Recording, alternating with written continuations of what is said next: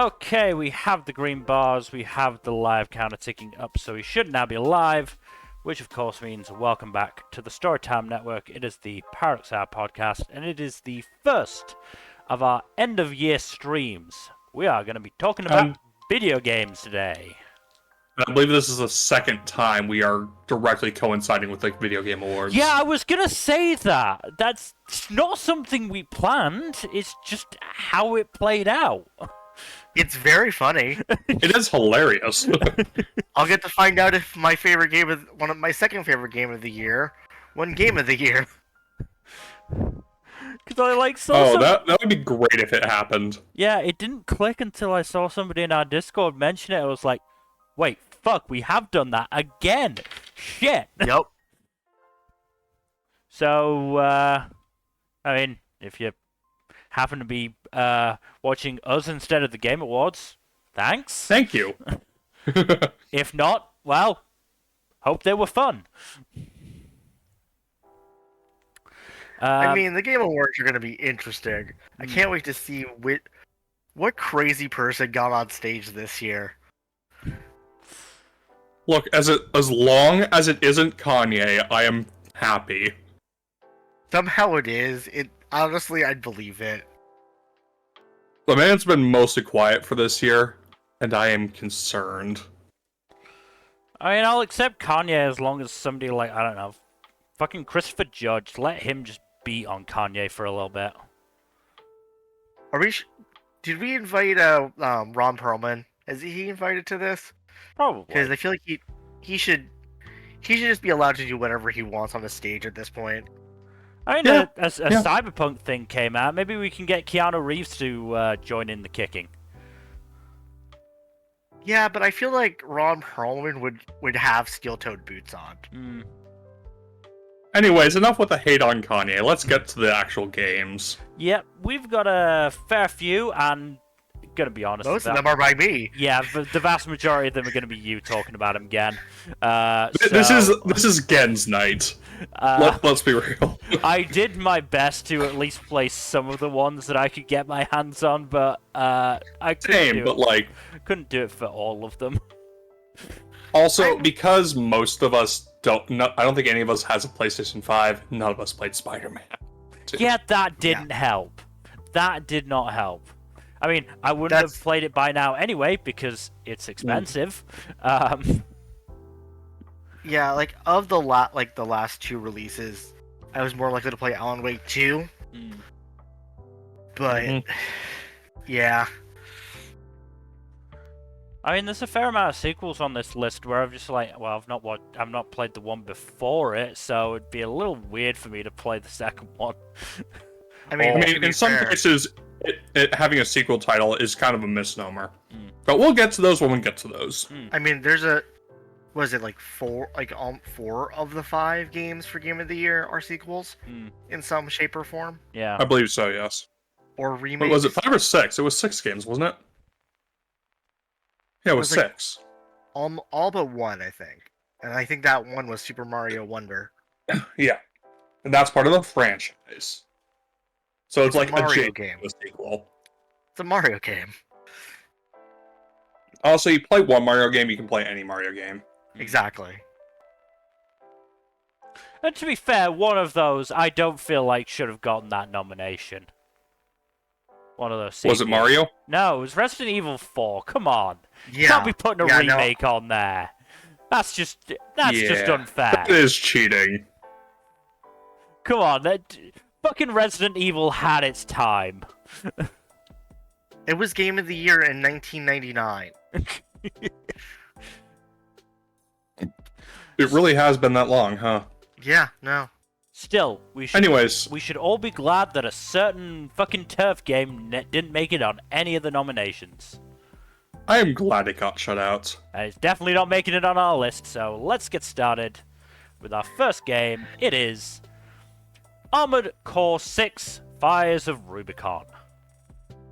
Oh, take it away again. Oh, Armored Core. I'm a big fan of the mech genre. I've watched most Gundams. I've watched Gurren Gurren Lagann. I've watched any manner of super robot and real robot genre fiction.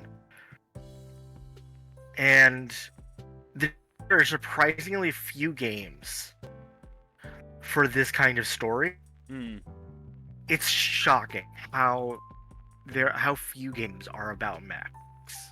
And Armored Core is one of the few franchises that everyone kind of knows in gaming lore as being the mech game. It's like this, BattleTech, and like the Gundam series of games. Yeah. What about Titanfall? What? What about Titanfall? I knew you were going to say Titanfall. Titanfall is like the shooter version of this, but it's such a different animal, that.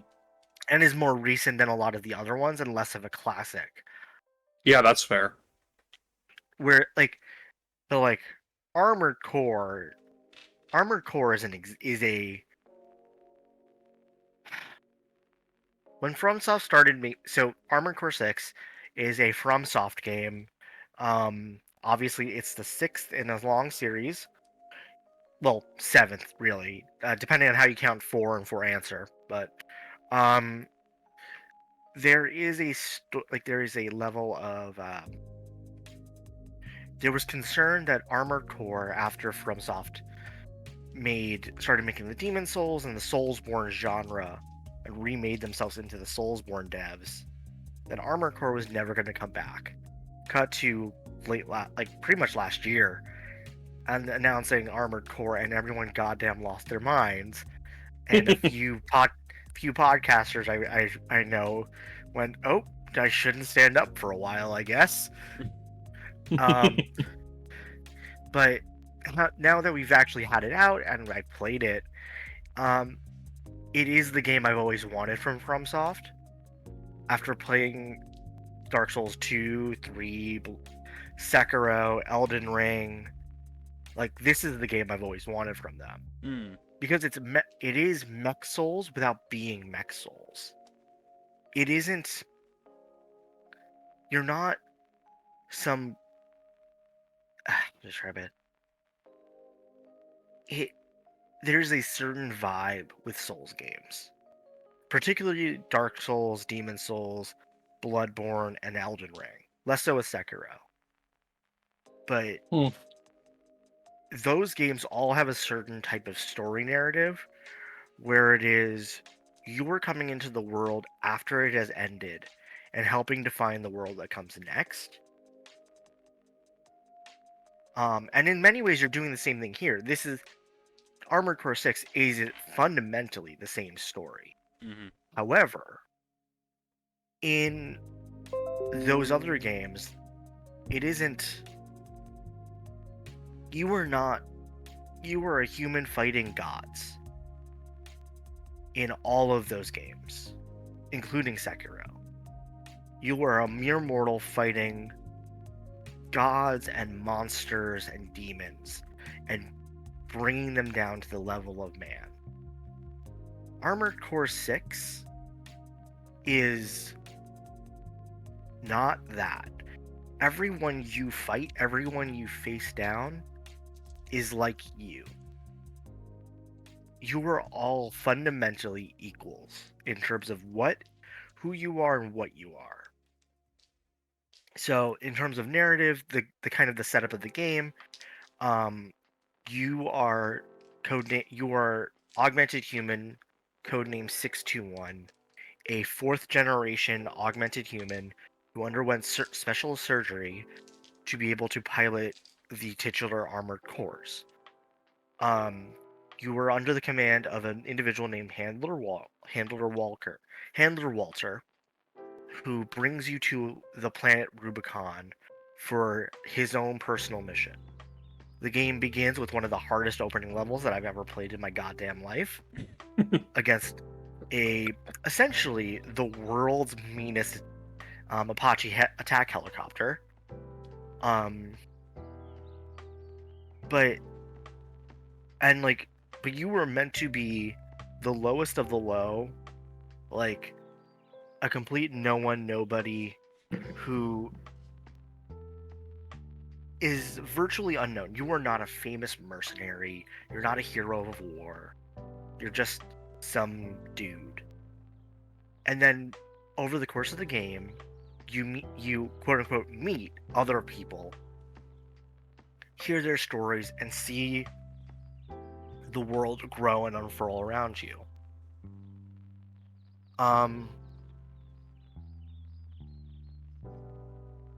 The other thing that makes this game so much more interesting is that you never see another human. Like, there is never another character on screen. Like, everyone else is either a robot, like another mech, or they are waveforms.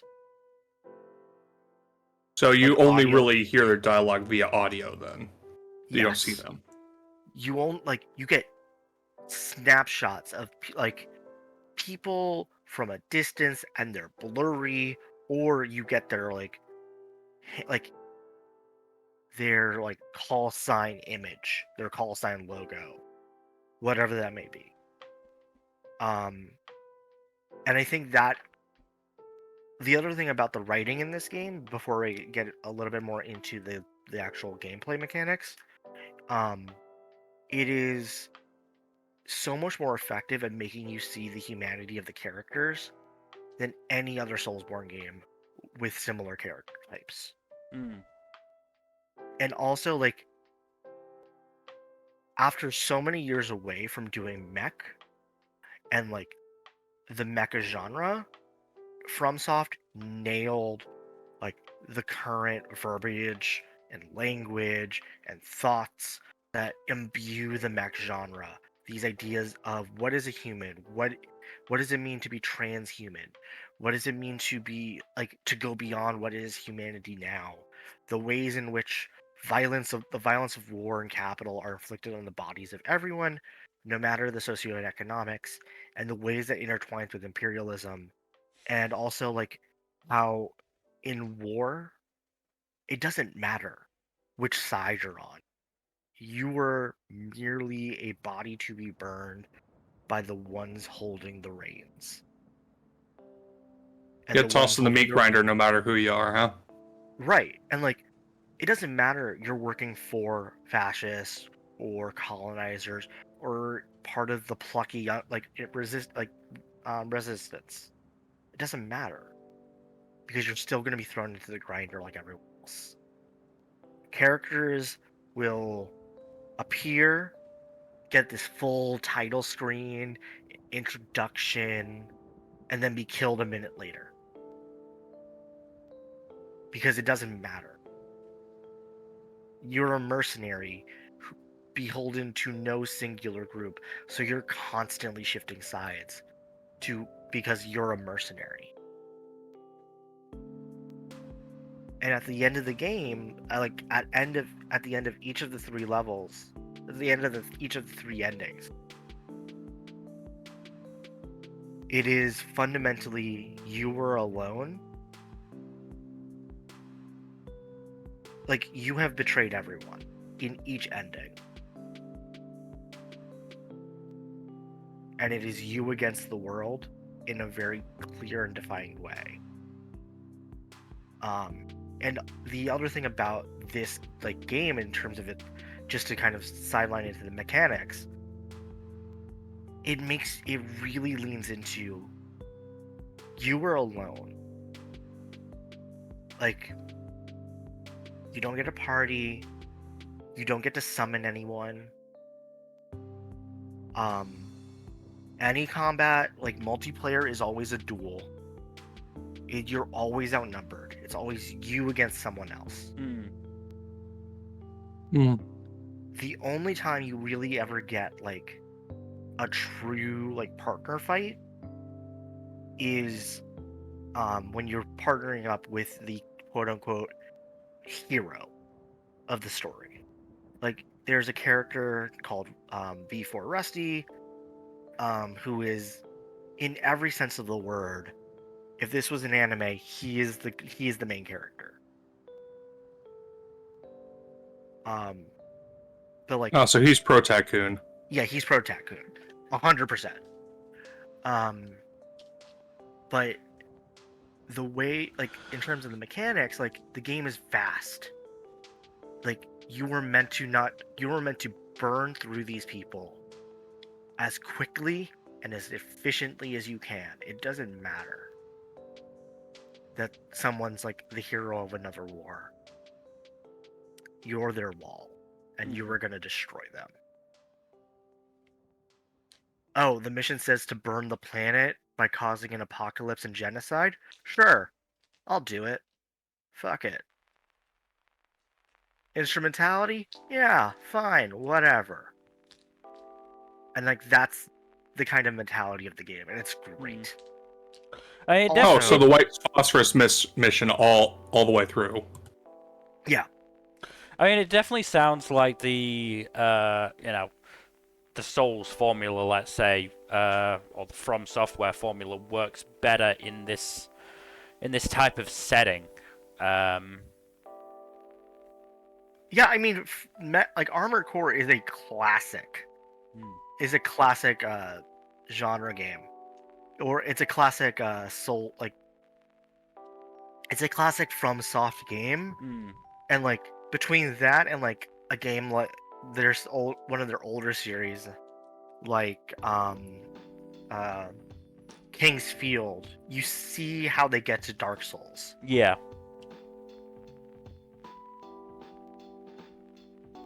And trying to appeal to the more general, fantasy fandom rather than the mech fanatics. Yes. Rather than Not just the mech fanatics, rather. I mean, look, I'm a simple bitch. We all are. Yes, but I'm very specifically a simple. Any other closing thoughts on this one before we move on to the next one? Or do you want to talk more about it? Just to say, I've always struggled with FromSoft stories. Particularly like the Dark Souls and Elden Ring. This is FromSoft going, don't worry, I can write a game for you. So, do you need to have played the previous not at Armored all. Cores? Okay. So Not this at all. is like Baldur's Gate 3, a sequel in name only. It is in the same universe. So like Baldur's Gate 3 in that regard as well. Right, and like, you were given the title Raven. Like, that's the kind of the standard name of the character, or the protagonist, aside from 2-1. It's like, is Raven. And Raven as a name is generally the code name for all of the protagonists of the Armored Core series. Right.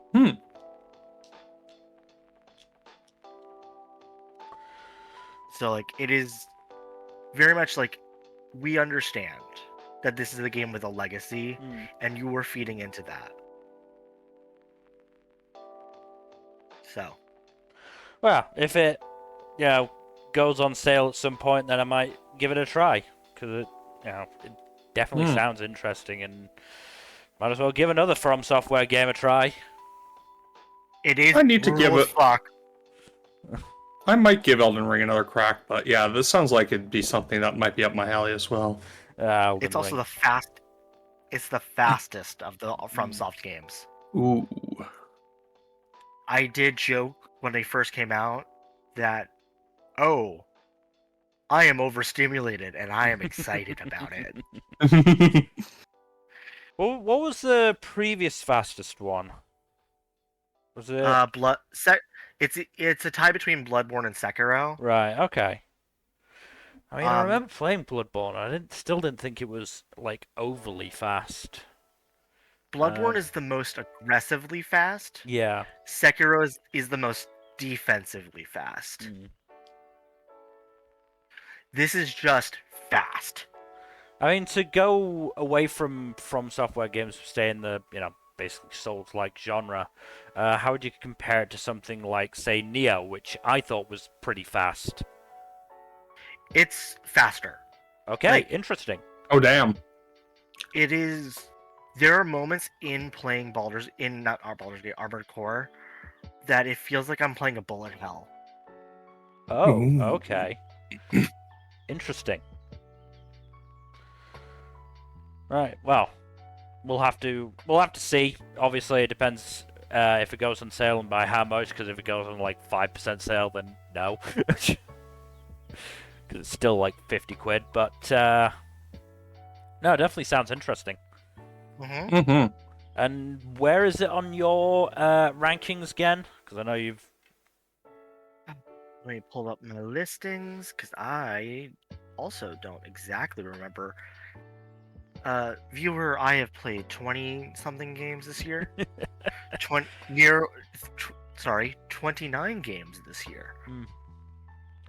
Which is why this is your podcast to go ham on. We have spent 20 minutes, 15 minutes talking about Armored Core. It is number 5. That is why. It is number 5 on my list. Okay. Now, what is the next game relative to it?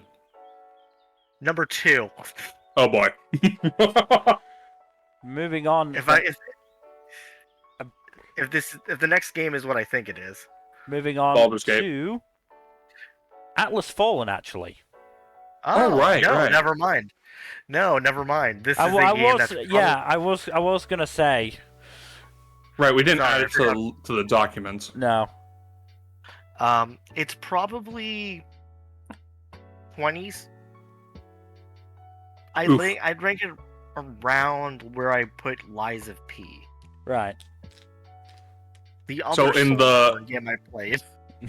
In the not for you zone or in the bad game zone? In the story is kind of mid,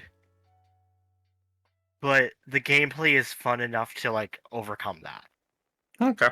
So like most Souls-like games, yeah. It's not a Souls-like. No, Lies of P is a I soul. was more talking about Lies of P, but yeah. I just wanted to get that. Oh. I just wanted to get that shot in.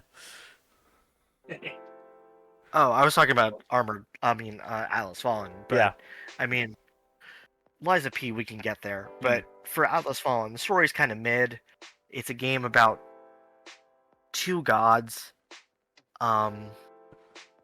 One tyrannical, one locked away. And kind of like Victor writes history, and faith is never what it seems, and like it's trying to be a story, like this thoughtful story about faith, but it doesn't really hit. But its gameplay is excellent. Well, at least I had some a redeeming quality. So that's something. Like in terms of movement mechanics, it's one of the like funnest ones I've played this year. Because like Spider-Man, like Miles Morales or 1, like web slinging is effortless. This is what if you could surf on, like, this is Sand Surfer. Okay. With like you have a double jump and a triple air dash by the end of the game. So basically, Dune meets Tony Hawk. Kinda. But it's I'm so surprised how accurate I was. But it's so fun. So fun. Cause like, and then also like you have 3 different weapon types, and it's this very well thought out combat system to where you could tell like they spent a lot of their development time on the combat, but not a lot on the story. Like that was almost afterward. Mm-hmm. And like that's fine. I'm not mad about it. It is just what it is.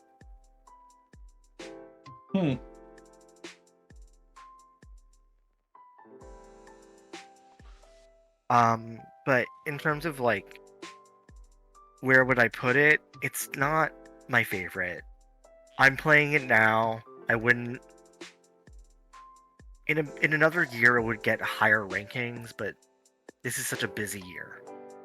And like we don't necessarily need to move like stagnate here for very long. All right, moving on then to it's the big one. It is Baldur's Gate 3. Legitimately, Game of the Year is this game's award to lose. Like, the only other, like, there's only maybe 2 other games on the Game of the Year list at the Game Awards that have have a near shot. Mm-hmm.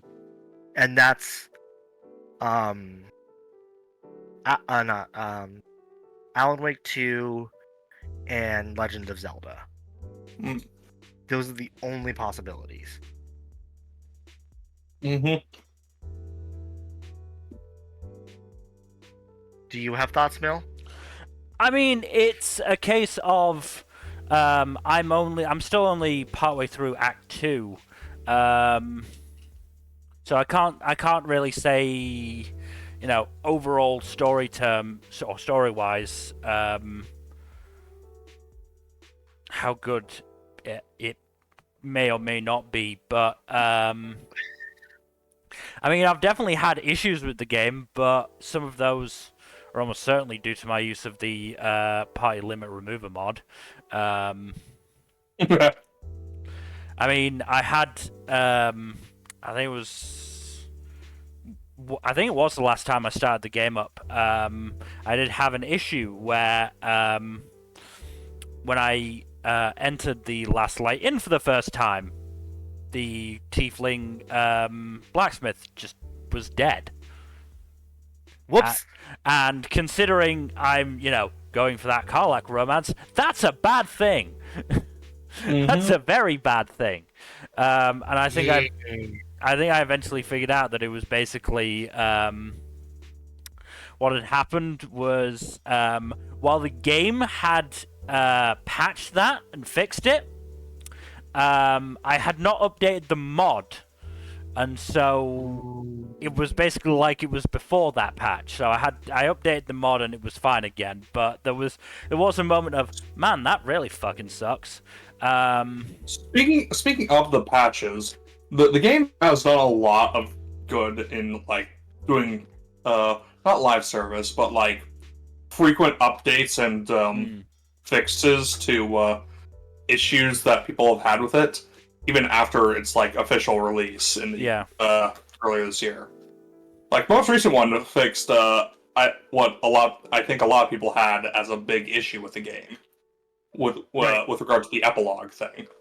Yes, I mean, I said this in like our private chats and like my own thoughts about it is like, this is the CRPG, isometric RPG, whatever you want to call it, of this decade. It is going to be the defining game of this decade for this genre, much like Disco Elysium was, much like the first 2 Baldur's Gate games were. It's going to be the mark by which other games of its type will be defined. And like, in terms of like what it is with its writing and like how it is played, like how it plays, in many ways it is the game. It is one of the few games, even like Disco fails at, like nailed down the feeling of playing like Dungeons and Dragons with a group of my dope dumbass friends. Yeah. While also being an entirely single player experience. And then like, even narratively, like, it is so fascinating as character writing, because like, this is going to be spoilers for the game, but like, every single player character, origin character, including the Dark Urge, is a character based around a trauma or abuse victim. And every character has an arc about them either succumbing to that cycle and continuing it forward, or escaping it and breaking from it. And it's up to you as a player, really, like, to help them see that through. Or you can be an asshole and make him worse. Yeah, I mean, that's always true. But, I mean, yeah, but to take a star, like, Neil Newburn does such a fantastic job as Astarion, and like his arc as a character is one of the ones that like you can really see throughout the game. He starts off as this like really dickish elf who wants nothing more than to like be a dick and get back to Baldur's Gate. It doesn't matter who he kicks, which puppies he kicks, which kittens he bites. So long as he remains on top and free, nothing matters. And then by the end, he's like pissed when he realizes that, oh no, there's a shapeshifter, and he calls us a bunch of lovable weirdos. Oh, And, like- speaking of Neil Newborn, he won Best Performer. Excellent. Yeah, not wrong. I mean, Astarion's VA, like voice lines, are so good. And like, there's a moment in the third act where I'm not gonna say any more than this, but like, if you do a certain thing and get like, essentially remove a beloved minor character from your camp or nearby, like from your sphere, Astarion is the one who reacts arguably the most despondently. And like, it is very much this like Act 1 Astarion would never, but Act 3 Astarion, after having gotten to know a lot of these characters and people and minor characters, loves them more than anything. And like, that's the way a good D&D parties work. Yeah. I mean, everyone hates each other and then comes to see each other as the found family they never had. I mean, that is the thing. Astarion is definitely, prickly early on, but as you learn more about him and what he's gone through, and even me, pretty much at the start of Act 2, I don't think I've learned everything that's gone on with Astarion, but you can easily see that his attitude at the start of the game is very much a defense mechanism. And that's true of a lot of the characters, honestly. Yeah. I mean, I think the only one of the origin characters that doesn't like hold true that there's some obvious defense mechanism put up is Karlach, because she's obviously always been like a very friendly person. Yes, but like in the same way, like, so you have like all these other characters, all like Karlach's a perfect character to talk about this with. Like, even Karlach, who is this like bubbling fountain of joy and positivity and optimism, she is still a character brutally traumatized. Oh, I'm not saying she wasn't. I'm just saying it's the least obvious with her. Right, but like, even with her, like, the fact that she's too hot to touch. She is a volcano of anger. Right. She, like, her trauma response is to feel vividly and passionately. In much the same way, like, there are lots of kids who, because of, like, bad home lives, very traumatic home lives, that's the main way that's their main mechanism, is to be very loud. And like, even in Karlach's positivity, that you see the trauma response. And I think Baldur's Gate 3 is one of those games that like really hits on all cylinders. Are there issues with the game? Obviously. It's not fully optimized. Act 3 feels a little half-baked. But this is obviously a dev team and a game design team and a voice acting crew that like really truly loves what they did and like is really proud of it. And like, well deserved. After having been one of the first people to buy early access back in like years ago, and having played since like early access alpha pre-patch 1, to watch this game really hit this point is an honor and like a joy. And for it to be as good as it is and beloved as it is well earned.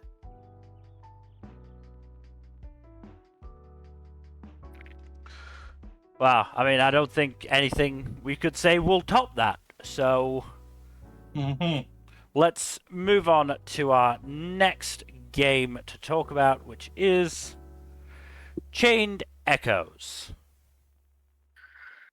Oh, Chained Echoes. Chained Echoes, and to an extent, Sea of Stars, are very much like, hey, do you like 16-bit games? Did you love Chrono Trigger and Golden Sun? Are you also stupidly into Star Wars? Then boy, do I have a game for you. Chained Echoes is very much a Chrono Trigger style game, or like very much like a Final Fantasy VI Chrono Trigger, where you are characters in the middle of a war, very Star Warsy. Magic is like weird and kind of on the way out, but like magic is weird and rare. But gameplay mechanics, story, like I felt like I was a kid on my Nintendo DS playing Golden Sun again. Or kind of like playing Final Fantasy VI for the first time. And like there are moments in like this game that make me go, ah fuck, ah tits, ah shit. Like fully in that vein of like, oh no.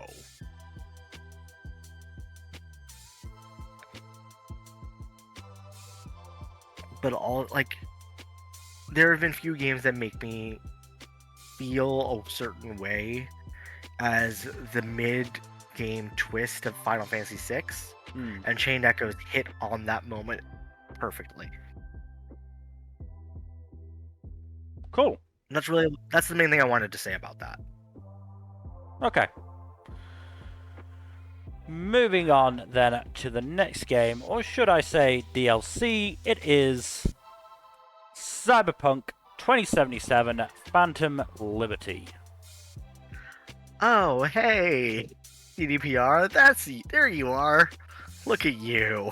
I mean, Welcome back. In much the same way that No Man's Sky has done it, Cyberpunk 2077 has quietly, been moving past its very fraught launch and has turned into, at the very least, a half-decent game.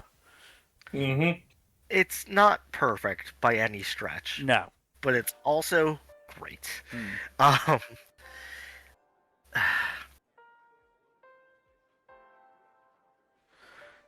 Liberty. No, go ahead. Did you play the original Cyberpunk? I did not, no. I did, Jack? however, write part of an essay about it, which didn't seem right, but hey, what are you going to do? Jack, did you ever play Cyberpunk when it first came out? No. Okay. Did you play the Witcher game? Witcher 3? Yes. Nope. Cyberpunk 2077 Phantom Liberty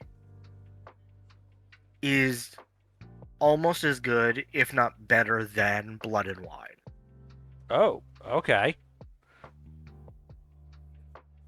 Like, it starts off with an incredible set piece.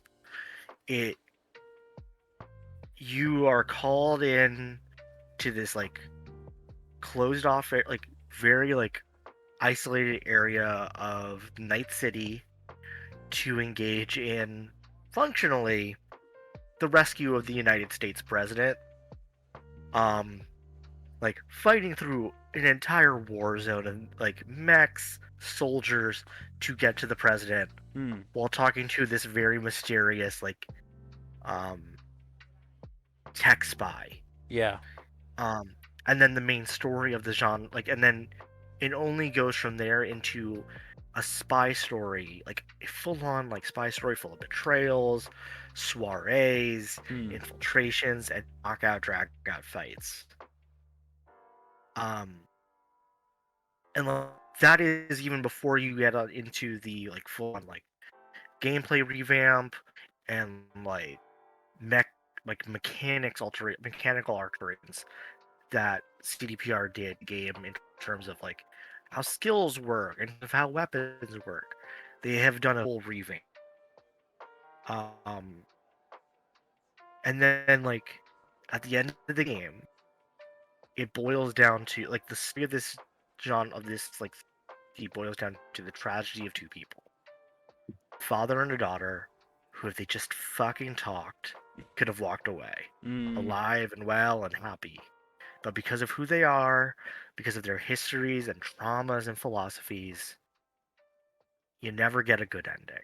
Yeah. You The kill a good best man. part of tragedies is it could have been avoided were it not for the flaws of the characters. Yeah, and like, I am not someone who will seek out, like actors in video games or like doing voice acting, because very often they're not very good at it. Idris Elba knocked it out of the goddamn park. As is expected. He is acting everyone else out of the water, except Songbird, who is like the other main character of this game.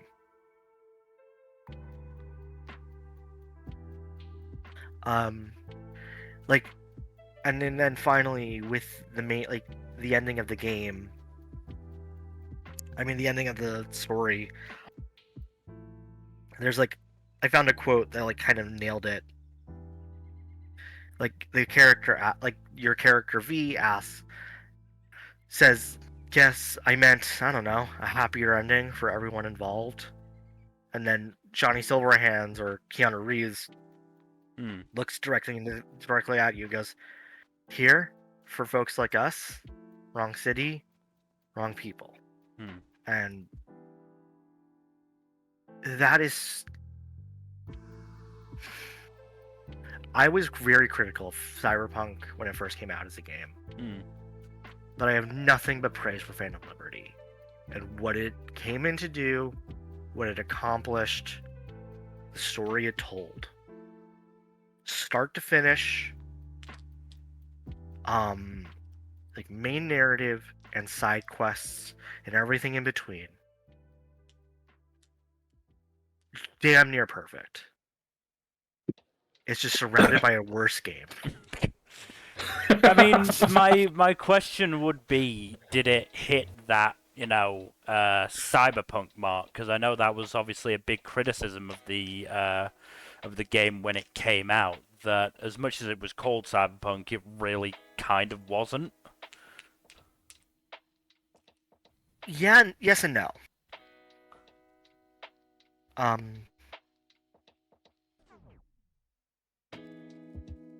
It did and it didn't. It how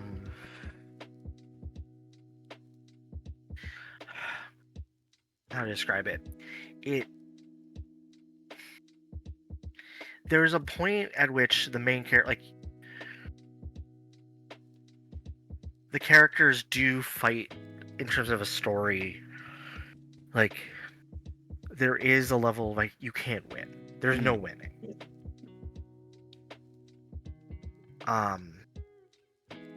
But I don't think I needed it to be a Cyberpunk story or genre story in that way. I needed it to do a thing. I needed it to be what it was. And I was okay for it. That's all I needed it to No, at the end of the day, if it tells a good story, then fine. It doesn't matter. And from what you've said, it absolutely told a good story. It used its characters well, and that's as much praise as you can give to a DLC. Like, I mean, Blood and Wine, arguably one of my favorite DLCs of all time. That's Witcher, right? Yeah, that's Witcher 3. Like, to the point that, like, it's Citadel for Mass Effect 3, and Blood and Wine Ooh, those are are good like ones. the two best ones in my opinion. Phantom Liberty's up there. It's almost like it's in that level Yeah. because it's a game. It also there's not many games that there's not many DLCs that make me cry. Hmm. And this one did. Like this one fucking succeeded.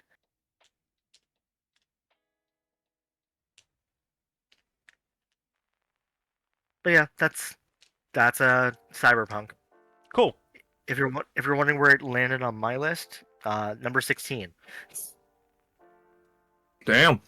Not bad. Just under the halfway point if you play 29. Yep. And it only was that low because of the game around it. Yeah, I can imagine. Let's move on to something that the chat is not going to be anywhere near as complimentary because I have only put this on the list to rag on it. It is EA Sports FC24. It's in the game. No, it's not anymore. Actually, no, it's EA, isn't it? Yeah, no, it is still in the game. No, they lost the FIFA name, and which apparently removed the blinders for some people. Because, look, I've not played this game because I refuse to spend money on EA's football games anymore, or generally EA sports games unless they do another rugby game. But I get it. I get it, my friend. Yeah. Mm-hmm. But from everything I'm hearing about this game is that they've gotten so blatant about basically like fixing games to try and get people to keep playing. So The hell? like certainly online, I'm not sure if this is the case offline, because the vast majority of the people who play FIFA now barely play offline. But certainly online, you know, you're getting stories of people who are like, you know, in games my players feel slower and their passes are a little bit more wayward, and my shots are a little bit more wayward, and suddenly my opponent is, you know, moving faster, is playing better. And, you know, it's all that case of, you know, they don't want people going on losing streaks because that's what makes people put games down. Right. Mm-hmm. But that's also the fun of sports. What, losing games or having having the possibility of losing. I mean, being able to lose. I mean, we can argue about that all day long, I guess. But it depends on who you ask in FIFA. Why don't we ask Qatar? No. I mean, like, sometimes it's fun to lose a game.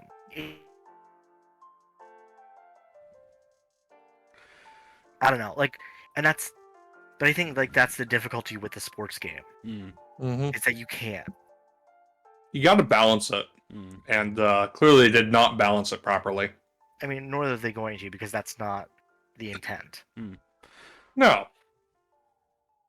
But I mean, it's just indicative of how, I mean, of honestly of how all these big game studios that, you know, keep churning out game after game after game after game each year. You know, the Call of Duties, the you know, all the other sports games. You know, there's, having played certainly, you know, FIFA for so many years, they just kept getting worse and worse because they just kept adding features that didn't need to be features. Right. And they kept going, oh, we want to improve the realism of the game. No, if I wanted to play fucking real football, I'd play football. Right. I'd find a team and I'd play football. Yeah, you're not there to do that. You know, I want to play as my favorite team, and you know, I don't necessarily want to go, yeah, my team's full of slow old fucks who don't know how to play football. I'm going to be a bit fucked, aren't I? I don't want that to happen. Who the fuck wants that to happen? You know. No one. Sometimes realism must be sacrificed at the altar of entertainment. Yeah, and that is something that EA has really not understood. Because yeah, they just keep improving the graphics and the realistic game features year after year, and it's just shit. I've said this before, and I'll say it again. Inazuma 11 is the perfect soccer game.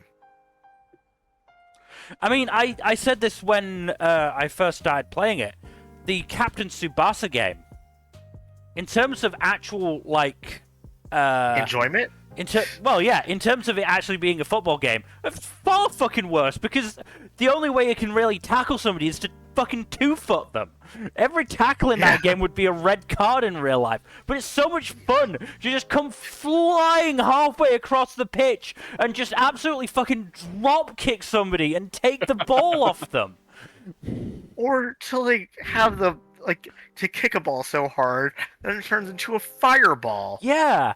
Or, you know, to get a fucking double team move where two fucking twins, like, stand on top of each other and just fucking boot the fucking thing. Like, that game is genuinely fun.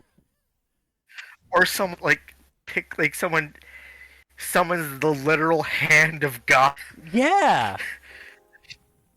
In other words, fuck EA, enjoy playing something that is, you know, not dog shit. No, and, you know, this is... Look, I have been playing FIFA 23 just because it's one of those... I hate myself for doing it, but it's one of those games I know I can play and have a bit video on in the background, and I know I can actually, you know, pay some attention to the video because the game doesn't take much attention at all.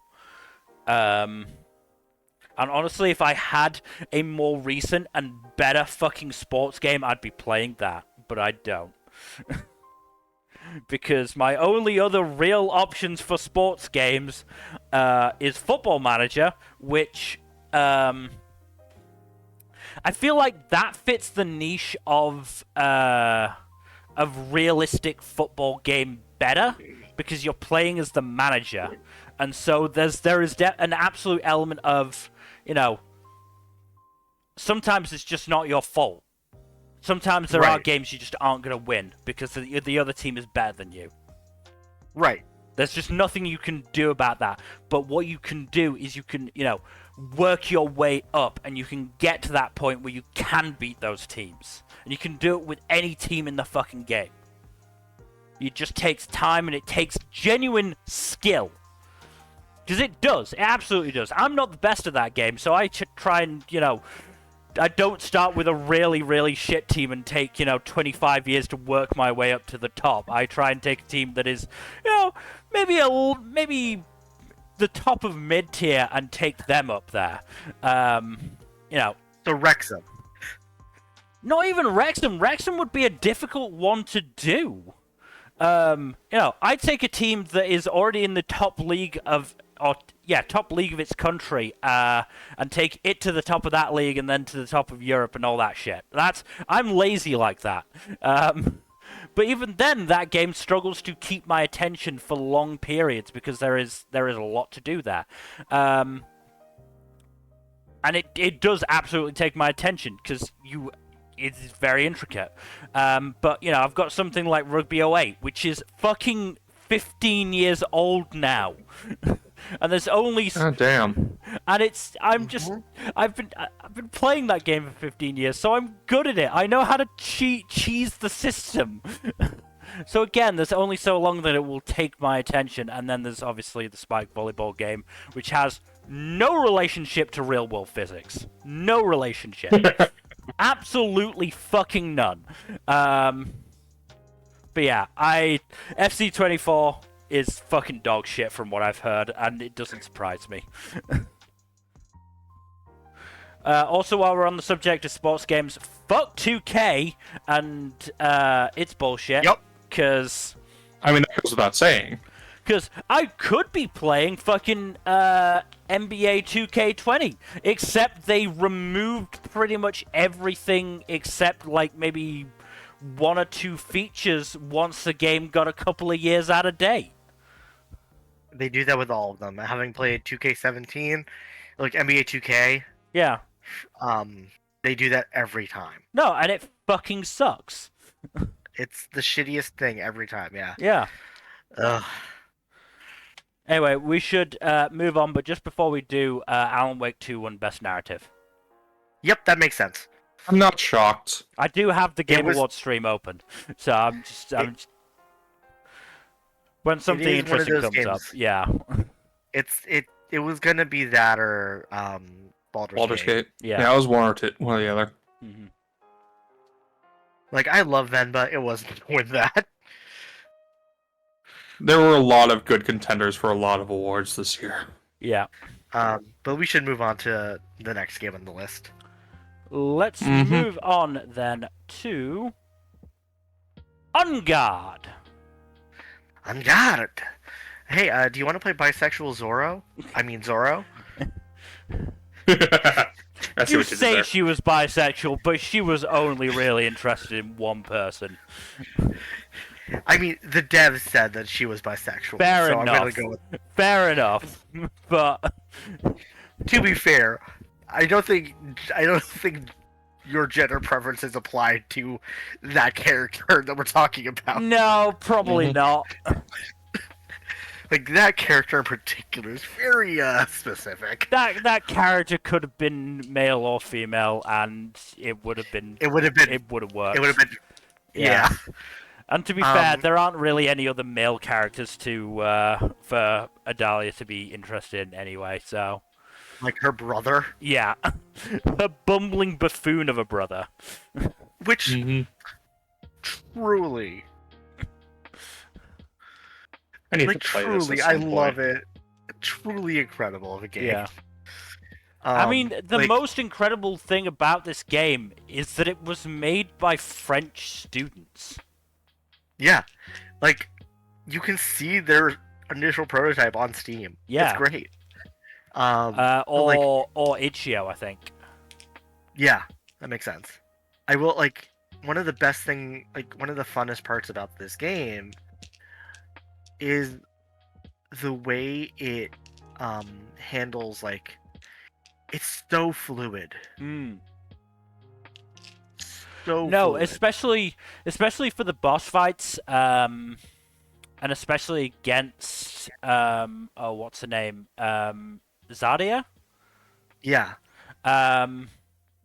You know, you can really get into this like really quick exchange of parries and blows. Yeah, you feel like you're dancing, and Yeah. it's so good. And especially Like, that's- against Zardia, it feels very like yeah, this is how they flirt.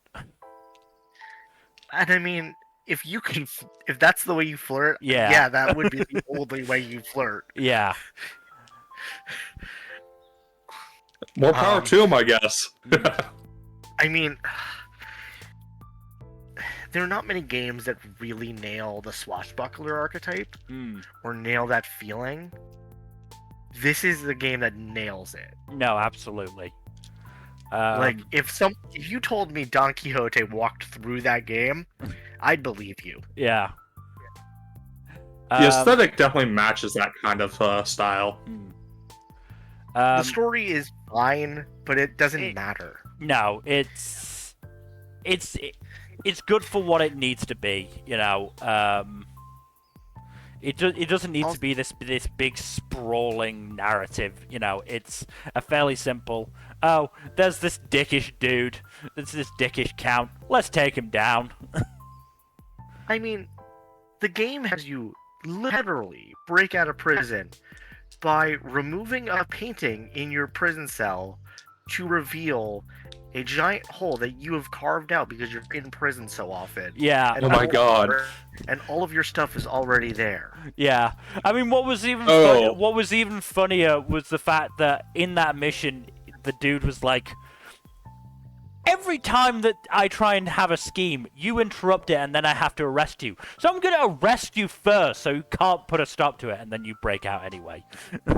Right. It's great. Or like you like go through the beginning part of the game chasing your brother who's dressed up like a vigilante. Yeah. And fight the guards who play dead. Yeah, no. They all play dead. If you walk by them, they will all say something. And this is true even in like later missions. You know, like I think one of the ones that I always remember is a guy going, "Wow, you're awesome. Can you teach me?" No. There's also like later in the game like enemies will pop out of barrels as like a surprise attack to like to shock you. Yeah. There's a moment in like the last chapter where you run into a room and there's a bunch of barrels. Yeah. And you're like, "Hello? Anyone?" And you can walk hear by. them talking as well. It's great. It's so good. The one criticism I will have is that, especially for the final, or it was very clear in the final boss fight, their way of ramping up the difficulty was just to add more enemies. Yeah. But and that could be an issue. It can be, but I also get it. This game it's doing what it can. Yeah. It's fun. I mean, it fit the character of the final boss, but it didn't make me any more pleased to have to keep trying it. Right. Because it was very difficult. Yeah, no, that's fair. Like there were other fights where I did lose, but a lot of the time it would be a case of, okay, yeah, no, I fucked that up. I got that wrong. Right. But that final boss fight was a lot of, I'm not sure what else I can do here. I'm doing my best. You have to plan perfectly, because if you don't, then you are just fucked. Because you won't have the resources necessary to deal with, the variety of enemies that come at you. Right, and like that's fine. That's also the kind of game it is. Like, and the story there, like that's also this type of genre. I mean, right? the first time I did that boss fight, honestly, it was my own fault. I amused myself by chucking every throwable item I could at the final boss. Yeah, I just kind of ran around. Well, there was a, like, if I recall correctly, there were two parts to it, and I'd finished the first part, so I just had to take the final boss's health down far enough to start the second part. I was like, I'm bored, I'm just going to start chucking stuff at him, and just kept chucking everything that I could grab at him, and then the second part started. I was like, okay, I might have fucked myself a little bit for this bit. I might have screwed myself over. Oh well. I got my fun. And then I had to do it another, like, half a dozen times, and I was like, this is less fun at the 6th or 7th attempt at it. Yeah, but it's still a good time. No, it's still definitely an enjoyable game, and, I've played a bit of the arcade mode, which is also fun. Because it is just, the best part of the game, the gameplay. Right. And, like, also, just the fact that it's, I don't know, like, you slide over tables, you kick them, you again, shoot people with grenades. Like, running around and trying to gain meter by doing these flashy moves, it just feels so fluid. I was running around that final room doing all these, sliding over tables and jumping off of bars, like, just fucking really cool. Yeah, you feel like never has a game felt like you are the Dread Pirate Roberts or Inigo Montoya. And truly, like, it was so fun. It's very queer friendly. It's campy and fun and doesn't It doesn't do more than it can. No. And I think that's in a year full of games and a space like a gaming space full of like entries that like are larger than life or bigger and badder than ever before. A game that doesn't try to bite off more than it can chew. Yeah. I'm all here for.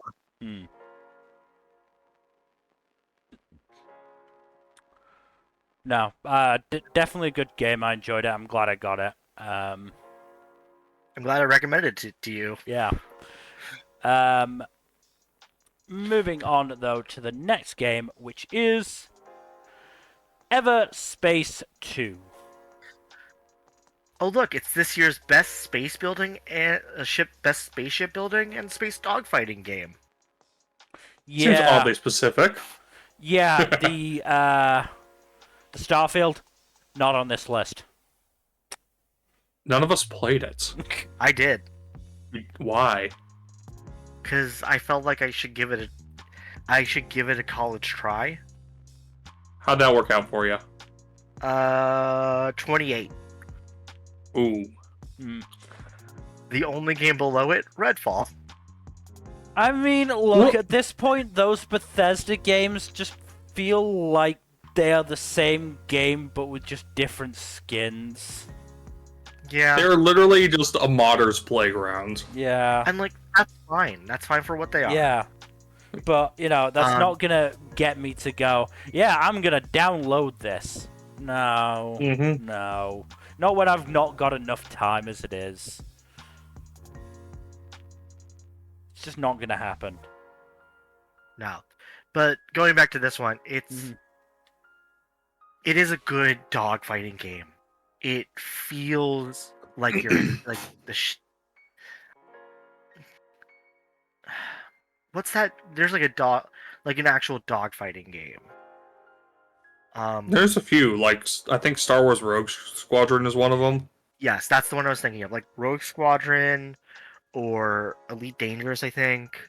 This is the best of those, even, I would argue. It feels good. You feel like you're in space. You have real inertia, which is rare, I think.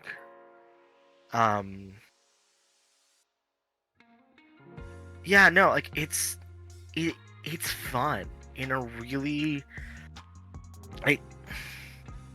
sometimes a game is just fun. Yeah, and like game doesn't need to be more than sometimes fun. a game just doesn't need to be, doesn't need to have this big, again, a big sprawling narrative. It doesn't need to, ask big questions. Sometimes it just needs to be fucking fun. Right? It's a game. Yeah. Sometimes you just need to be able to have fun playing it. Right. And like there is a story. It's actually pretty interesting. Not gonna lie, it's actually interesting. I just got burnt out and had other games to play this year. Like You played a lot this year, again. Yeah. I did. And I also got married this year. Yeah. It's You've not like had a you busy haven't had year. other things going on this year. Like, like there's been other things that have like taken my time. Yeah. I'll say. Honestly, the fact that you had enough time for the amount of games you have played is kind of surprising and incredible. It's impressive. Yeah. And also kind of scary. I mean, more to say, like, this is a game where, like, in a not like the coming year, I'm probably gonna play a bit more of it. Yeah. It's one of those games, where you can just go, I don't really feel like anything big right now. I just want to play something. Right. Everspace 2. It's that kind of game. Exactly. Yeah, it seems like a very much turn off your brain type game. My only complaint against it, and this is like genuinely minor, at least, like, and it's just a me thing, is it's very roguelike.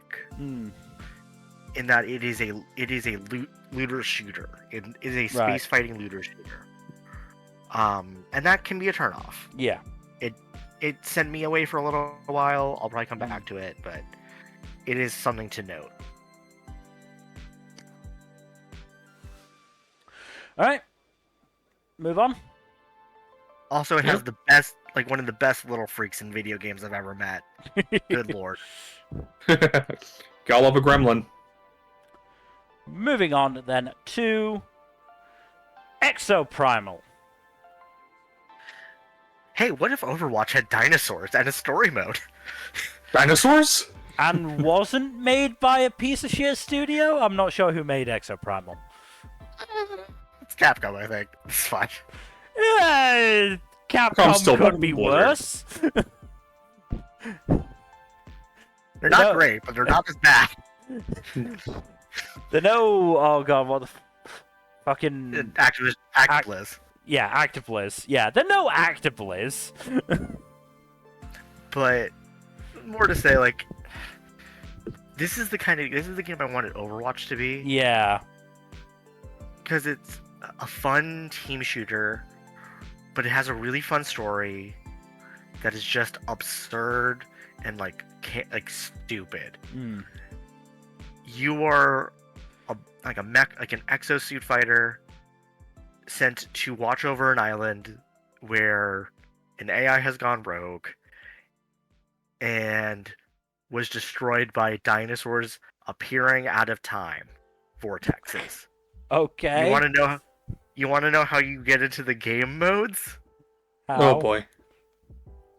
Your plane, which is circling around the island, crash lands, and then you are then pulled by the evil AI to participate in war games across time and space. Okay.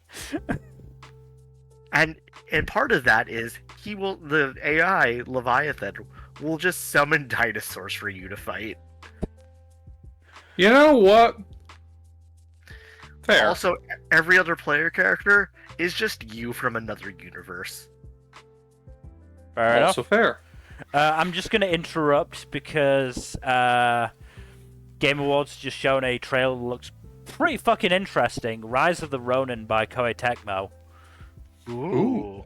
Koei Tecmo making a samurai game? I'm shocked. Yeah, but it seems like it's not set in fucking...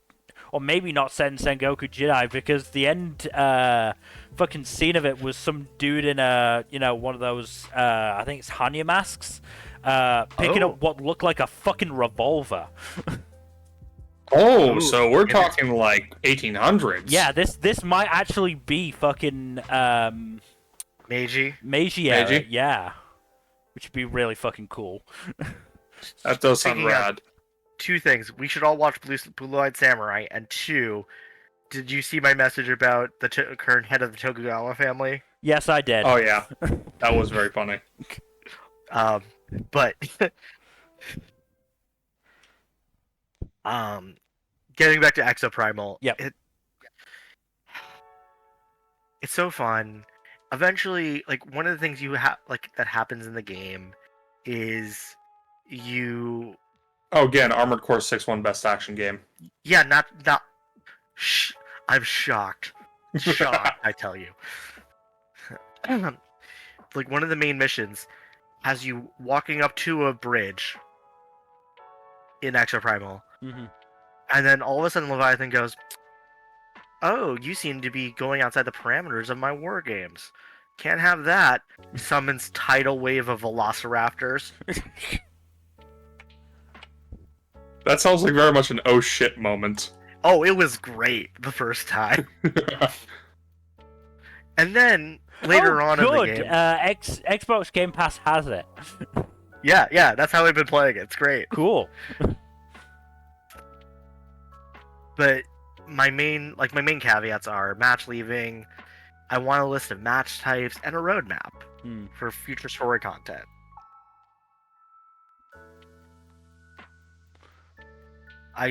There's a lot to love about it, and again, in a different year, I would play more of it. I've been busy. Yeah, no, fair. Alright, I think this game is actually not one of mine. No, it is a Jack game. It is Fate Samurai Remnant. Now, I will say ahead of time that I have not played the whole game. but I do know enough about the game outside of what I have played to confidently say that you don't need to be super familiar with the Fateverse to enjoy this game. There is a lot of stuff that you will benefit from knowing from outside material, but most of it is pretty newbie friendly. It's basically a hybrid visual novel action RPG, kind of like a bit Dynasty Warriors-esque. You alternate between playing Miyamoto Iori, who is the adoptive son of Musashi, and his servant Saber. Of course. Of course. Gotta have Saber. No, that sounds about right. It's a different Saber, though, this time. And this Saber does not have an identified gender. Fair enough. They're very androgynous. Is this Saber vaguely Arthurian? No, they, no. What is revealed about them, at least in the early game, I'm not going to go into detail about the true names for most of these. What is revealed about them in the first couple hours or so of the game is they predate paper as a common thing. So they're but they do seem to be Japanese in origin. Okay. Those are the only hints I'm going to give any. But yeah, some of the servants do pop up from previous games, especially most of the rogue servants. So there's 15 total servants in the game. The standard 7 who have masters are participating in a proto Holy Grail war. This takes place in the 1600s. There are 7 servants who are rogue servants, and then there's Gilgamesh, who's just hanging out for some reason. I mean, it's Gilgamesh. Yeah. That sounds about right from what I know of him. Yeah.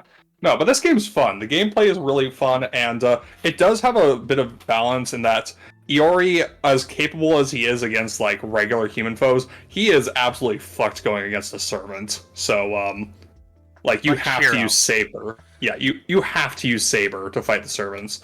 Though okay. I will say that you can play other servants besides Saber, just not all of the servants are playable. Okay. Oh god, no, a Hideo Kojima game. Oh boy. Oh god, what's the mindfuckery this time? Yeah, I'm trying to think. The only big thing that you would need to know going in is that one of the main central servants is an alternate universe female Musashi, and it is explicitly an alternate universe version of Musashi because Iori's the Musashi of Iori's universe is explicitly a guy. Okay. But yes. No, it's real fun stuff. The gameplay flows pretty well, and the characterization stuff is pretty good. Cool. Yeah. Alright, let's move on to a game that none of us have played, but it's on the list because it is big enough that we probably should talk about it at least a little bit. And to be fair, I did think that at least one of us had played it. But let's move on to Final Fantasy 16. Yeah, I don't have a lot to say about this one, mostly because, like you said, I haven't played it. What I will say is that there's been, from what I've heard, and you can find a lot of talk about this from content creators and reviewers and critics, particularly Patrick Klepek from Remap Radio, Austin Walker, of no publication, just himself, just themselves. This is a game that starts off really interesting, has a lot of interesting things to say, and then doesn't really do much with it based on... That's kind of the vibe that I got, and that's a critical echo that I've heard throughout. The other things that I've heard about it are, in terms of its gameplay, it is a well-designed gameplay system. It's got a lot of intricacies. However, in terms of its difficulty and like the actual combat, like the actual enemy design, the enemy design does not match the depth of mechanical gameplay. Oof. So you have a lot of depth to how you can fight. There's just not a lot of need for you to fight using those depth of mechanics. And that in and of itself is partially because the combat designer, one of the lead combat designers, really for like fighting mechanics for the player character, was one of the combat design leads for Dragon's Dogma, and the soon to be released Dragon Dogma 2, which is arguably one of the best dark fantasy fighting styles, like fighting games of all time.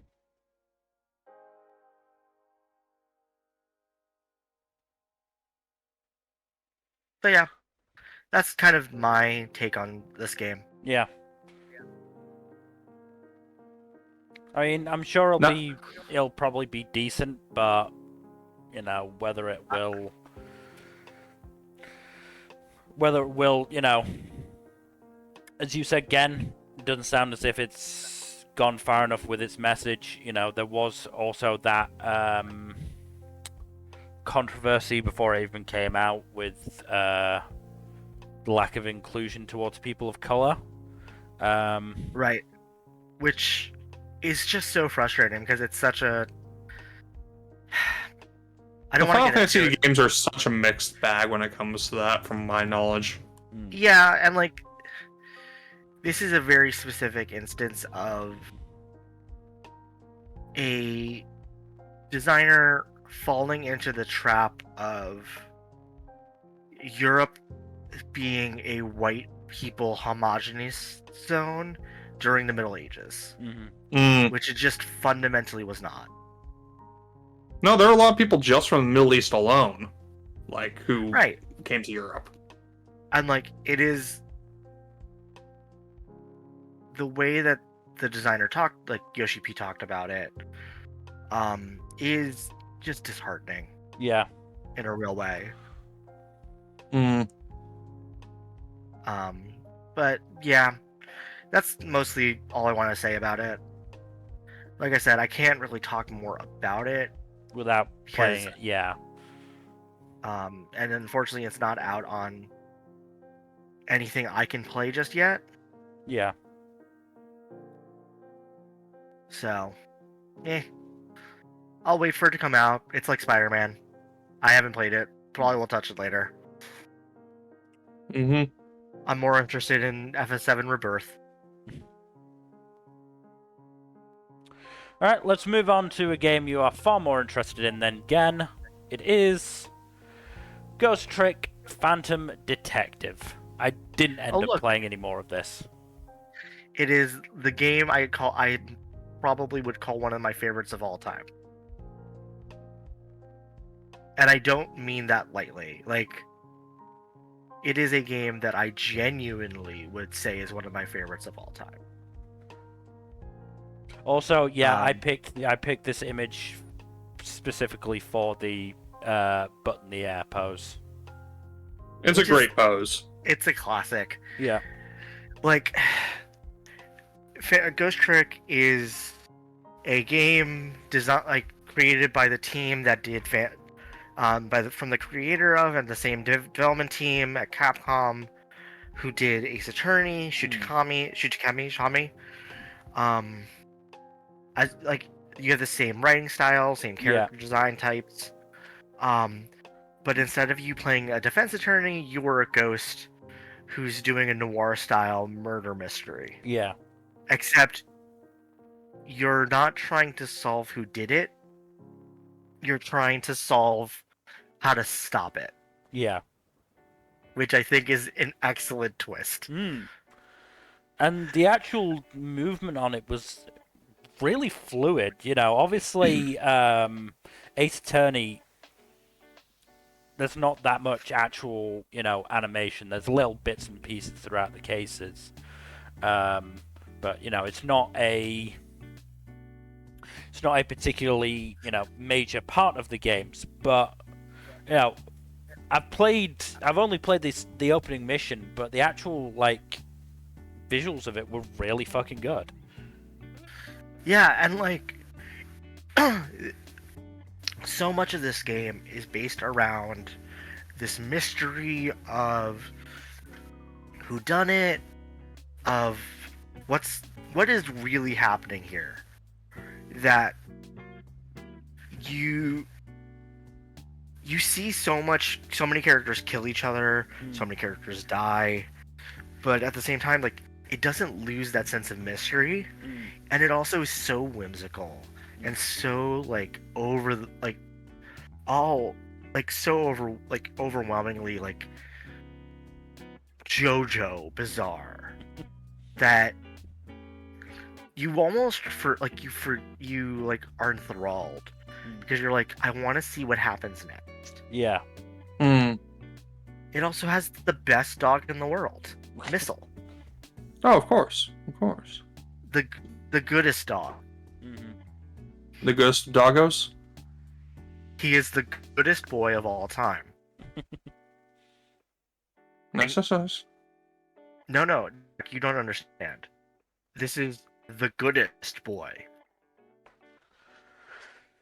Understood. The goodest of boys. So just to go back to the Game Awards for a second, the Kojima game, Jordan Peele is involved. Oh no. And it's been described as a game, but also a movie and a new form of media.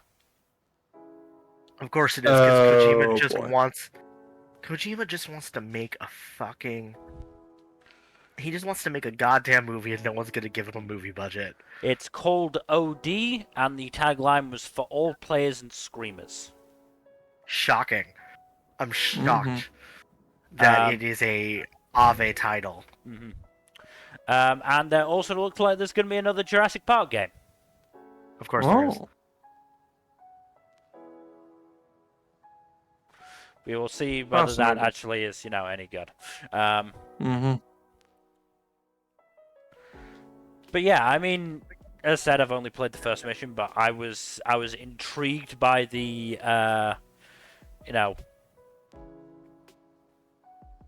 by the story and by the mechanics of it. It was certainly enjoyable, making your way through a fucking junk heap and trying to thwart this fucking dumbass assassin. What was his name again? Because I'm fairly sure it was something stupid. What? The name of the assassin at the very start. At Ghost Trick? Yeah. Nearsighted Django or something. Yeah, Nearsighted Django or something like that. Just kind of quite dumb but funny. I mean, and then the next mission has you deal with his brother, friend, colleague, farsighted Timo or something. Alright, well, I will look forward to that. I will definitely play more of it. It's so good. It's so good! And just, to give a little taste of, my thoughts on this game. Sometimes you just need to give someone a reason to do the right thing. It's so good. It's one of those just classics. Oh, god damn it, Kojima. What do you do now?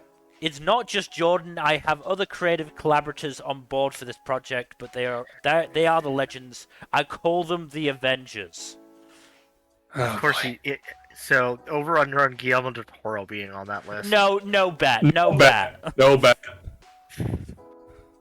How over under on Mads Mikkelsen being in this game. Bet. No bet. I'm just gonna save you the Norman Reedus one as well, because they're all the fucking weirdos that Kojima knows are all gonna be involved. How mad do you think Jeff Keighley is that he wasn't invited? Extremely. I'm kidding. I'm mostly kidding. Only mostly. Only mostly.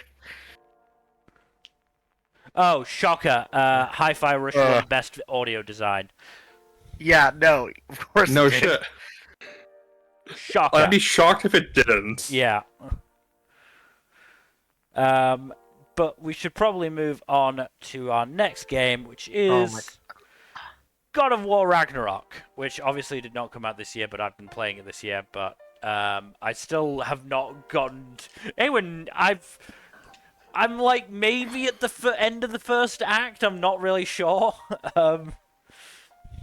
It's a big game, and I don't have the time I used to.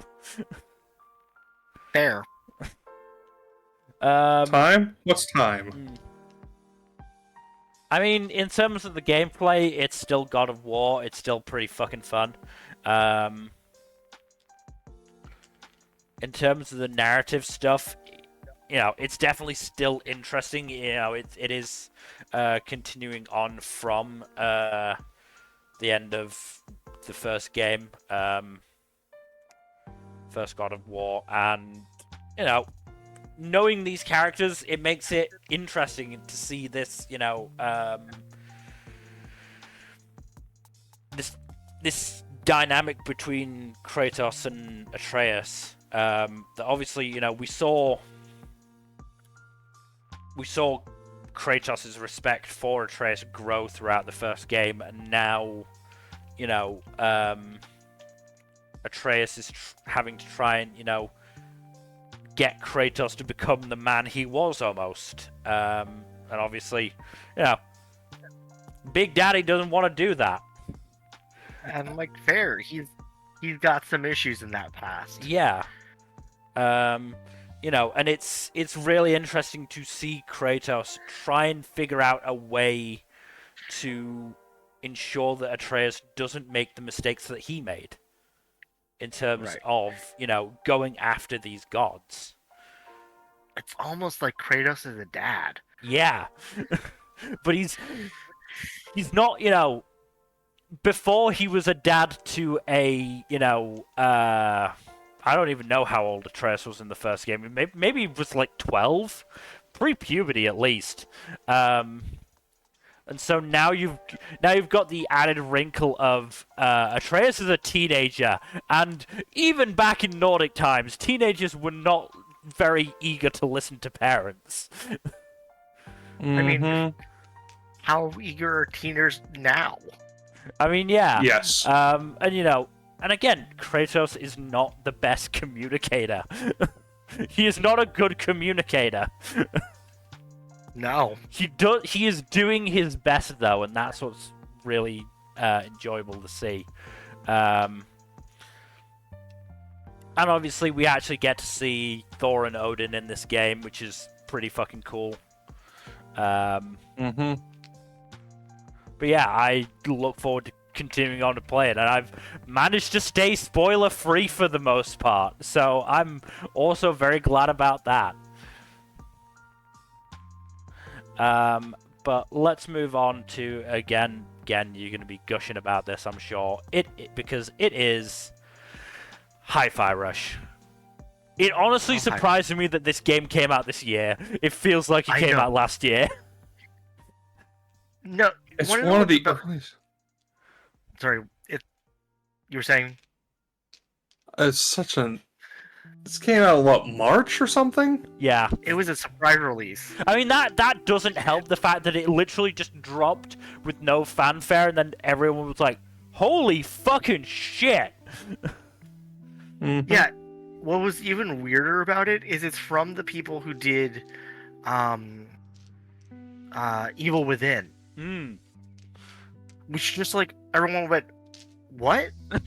What? I feel like I'm taking crazy pills. Yeah, like so incredibly non-indicative of what this game ended up being. It's great, don't get me wrong. No, it's just wonderful. surprising. But yeah. Look, I'm gonna say this now, this is not my type of game to play. I'm just not good at rhythm games. I'm fair. white. I have no rhythm. God You didn't damn it, need to Bill. say it. Look, God damn it, Bill. I just don't. I have no rhythm, and I suck at the rhythm game. But I genuinely I love the idea of this game, and I love the characters in this game. Everyone's an idiot, and I love them dearly. Yeah, no. It honestly Everyone- feels like a kind of, in terms of the actual story and the characters, kind of a better version of Persona 5. Yeah. Uh-huh. Because it actually, fucking commits. It commits to the bit, yeah. Yeah. But I think I've said that it's a distillation of PS2, 30-somethings playing a PS2 game when they were teenagers. Mm.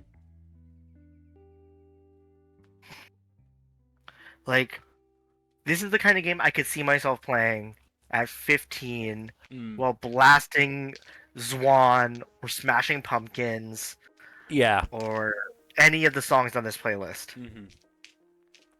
And yeah, the fucking soundtrack is baller.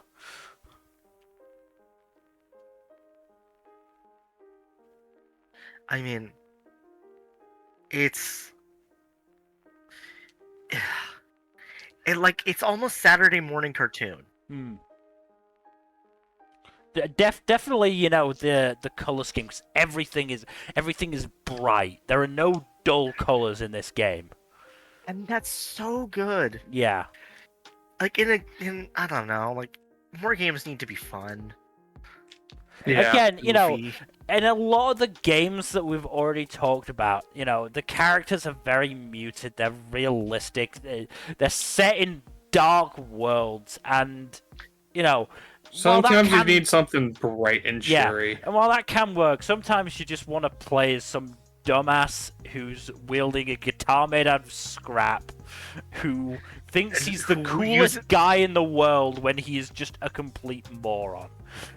Meanwhile, he's being saved by a lesbian and a big bear. Oh god, I love that man. I love that man so much. And the world's snarkiest C-3PO.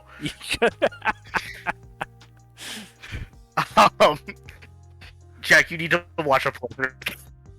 I'm sorry, what? You need to watch a playthrough of this game. Yeah. I do. I could try Uh, playing it, but I know I will fuck up so badly. It's on Steam. It's on Games Pass for now, I think. Yeah, it is. I mean, I have Steam, so I'm pretty sure I have this on Steam actually. Just haven't had a chance to play it yet. But yeah, in terms of the overall villain, do you remember Red White? Yeah. Uh-huh. It's basically him. It is basically him. And Ooh. oh And, my god, in the Japanese dub he's played by Takahito Koyasu. That works. Oh my god, he's watched by Dio. That works. And the first boss is the most heel-ass wrestler I've No, ever that's goddamn just fucking seen. wrestler I've ever seen. Nice. And she has power fists that have pistons that pump out in time with the beat, and it was just oh no, this game has me by the balls. And when you come up against the Oh, you guys are glitching out a little bit on me. I think that may be on your end then. It is on my end. Just need to take care of something. But There it yeah, is. when Okay. you face the finance guy for the company, you beat him by basically destroying so much stuff that he goes over budget. And meanwhile, he's also a werewolf. Excellent. He's this fucking old dude who just becomes a fucking werewolf for no reason. And you want to know why they did that, Why? Tell Jack? me. Tell me. Because the song that's playing is Mozart, is the Wolfgang Amadeus Mozart song. Which because the one? song- Pure Release? No. The song is called Wolfgang. Oh my god. Oh no, Pure Release is Beethoven, I'm pretty sure. Yeah, that's my bad. Okay, this game was inspired by Shaun of the Dead and other Edgar Wright films. Yeah, uh-huh. Yeah, no, that does not surprise me in the slightest. Yeah, no, 100% makes sense. Sorry, the song, Jack, is called Wolfgang's Fifth Symphony by Wolfgang Gardner. Sounds delightful. Mm-hmm. And that is the only reason he's on.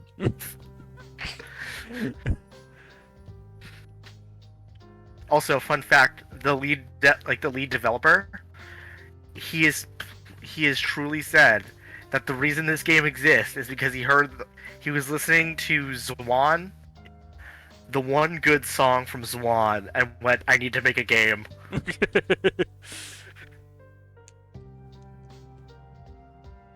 I love this game. It's so good. It's all my exact genre of music. Yeah. No, as I said, I don't think I can play this game just because I'm just not good enough at it. And I'm struggling even on the earlier levels, but I'm so happy that this game is a thing. Yeah. It's so good, Jack. I will play it at some point. I don't have time, man. Maybe No, we can I get know. you to play it on stream. That might work. That might work. But we should move on. It's already 9:30, and we're not even halfway. All right. Oh, we're gonna do some lightning round here and there. Yeah. Let's move on to Jedi Survivor. I didn't play this game. Did any of you? No? It was on the list. I didn't play. I don't know. I didn't play Jedi Survivor. Somebody put it on the list. That's weird. Huh. Was it Lord? Maybe. Possibly. Yeah, possibly. Who was unfortunately not able to join us. Jedi Survivor is... I'm fairly sure it just continues on from the... What was the name of the fucking game? I've heard it was very good. Yeah. I've heard it was good. It's a good Souls-like. It does what you want. No, I mean I've heard it's a honestly good all you I've heard want it's a good Star Wars game, which Mm-hmm. Star Wars fans need something good in their life. It's been a rough couple of years outside of like Andor. Yeah, I was about to say they did get Andor, so let's be not too kind. I mean, Andor is deserving of all the praise, though. But yeah, let's move on then to Jusant. Jusant. Jusant. Jusant, Did either of you guys play Journey? No. I don't think so. Do you know what game I'm referring to? No. Sorry. No, it's fine. It's a classic PS3 game. It's like one of the games on the PS3 that is relatively famous for being like one of the PS3 games. Right. One of the games of all time. Kind of, yeah. It is a game about you are in solitude. It is quiet, isolated. You walk. The first scene of the game is your character walking through the desert towards this tower-like rock structure. No other characters, no one's saying anything, just the music's playing. And as you start climbing, and I'll get to the climbing mechanics in just a moment, you realize that this is the world after the water's gone away. Oh, so Mad Max. Yes. But you also see the remnants of people. No one talks, but you hear the sounds of life. You see the remnants of it. You see what's left behind. Wrecked ships, glasses, homes, notes on doors, last goodbyes. And then the game itself, there's no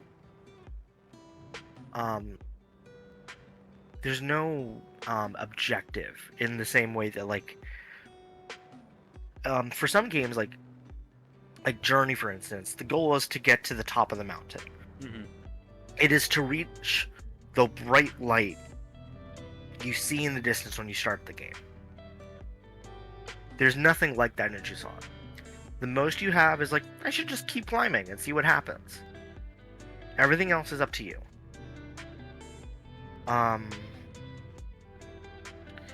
It is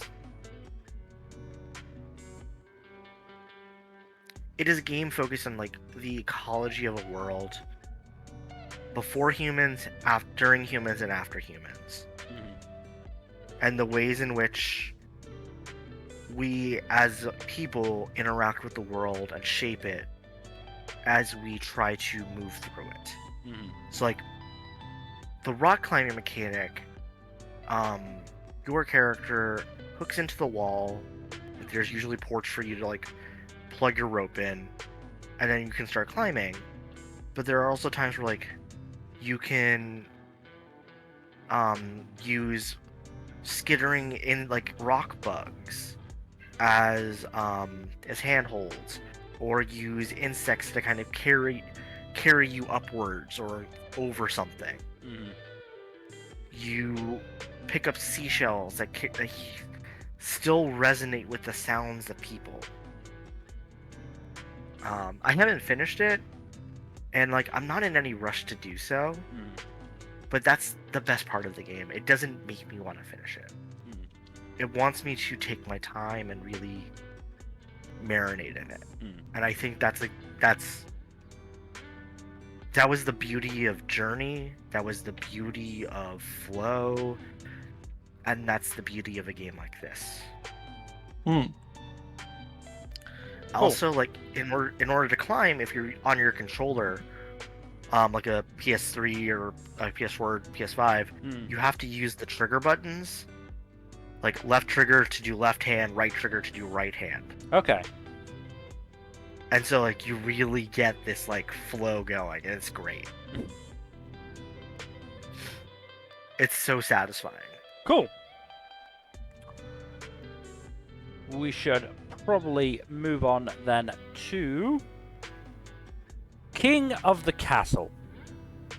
Oh, King of the Castle. I'm King of the Castle. This game is fun. It's so good. So dumb. We flipped each other over when we played it on stream, I'm pretty sure. I mean, I still remember the first time we played it, which I don't think was on stream. I'm fairly sure my Northmen made a fucking religion over bees. Yes, you did. Oh my god. I remember this. You did, in fact, do this. It's that kind of dumb bullshit that this game is. It's the good kind of dumb bullshit. Yeah. Like, you can marry a fishman. What word do you want? You can be the shape of water. The best thing about this game is that as much as you fuck each other over, if you fuck each other over too much, all of you will fail. You can also just fuck each other. Yeah. That too, you can. Or you can just make an alliance of convenience for all of 5 minutes. Sorry, I had to do the joke. No, I get it. I also remember from our first game of it, didn't like Lord's character's family accuse Kaido of assassinating Lord? Yes. And Kaido was like, I didn't do that, and then the game was like, you did that. It was great. It was so good. But you want to fight a duel like, so you don't have to admit it? Yes. Or, oh no, you have no money. Do you want to go rob the dead? That won't go badly. No, nothing ever goes wrong. It's truly unhinged in the best way possible. It's a very fun type of unhinged. And very queer-friendly as well. Yeah. Which is always neat. The only issue is just getting enough people to fucking play it. You need at least Yeah. 4 people to play it, if I recall correctly. Honestly, I have more fun playing this than I do Jackbox games.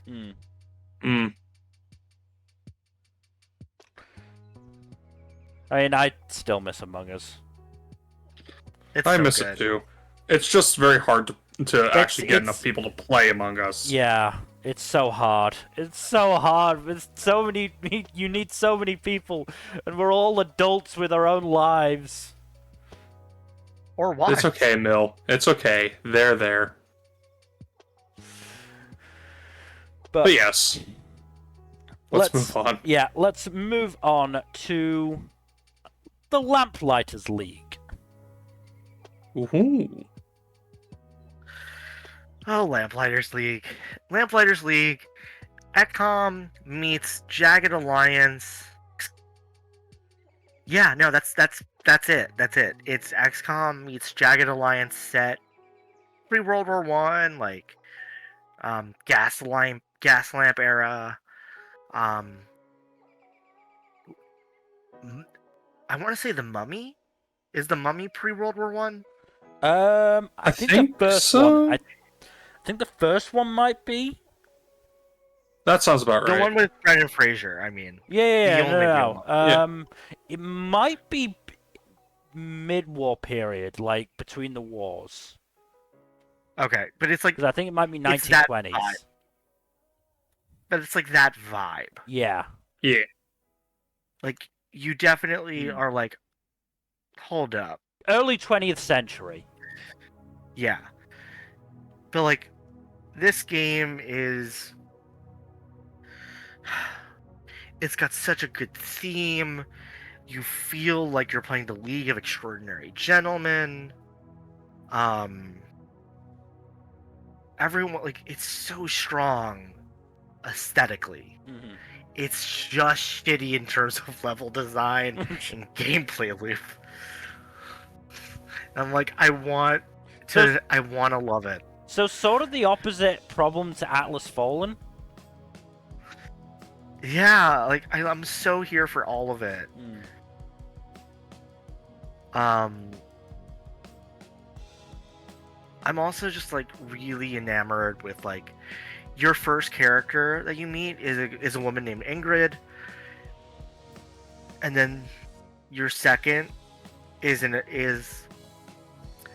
a like fast talking Egyptian man named Latif, who's called the mysterious Jinn or something.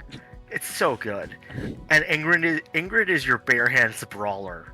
Okay. Nice. She's great.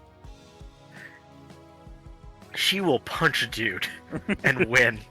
Good. And then Latif will shoot someone. And like, but the thing is, like, they're the best characters, like, bar none. And like, there's no real point to get anyone else or use anyone else, even if they're all super cool.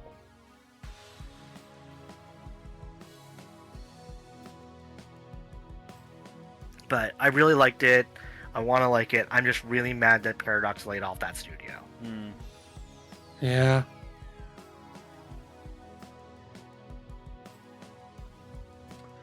Right, let's move on then to The Legend of Zelda: Tears of the Kingdom.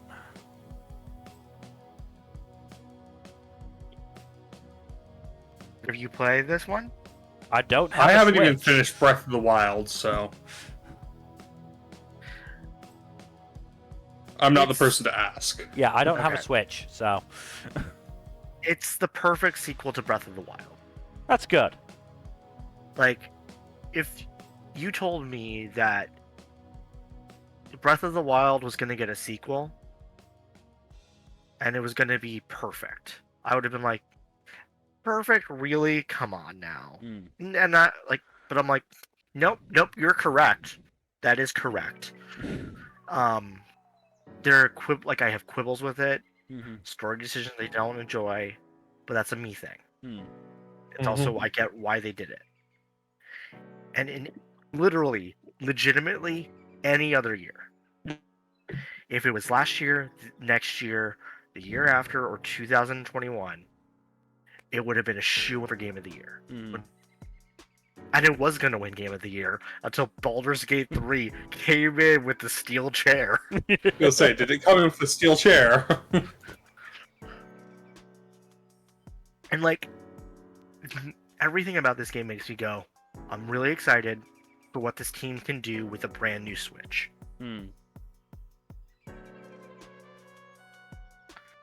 And, like, that is one of those things.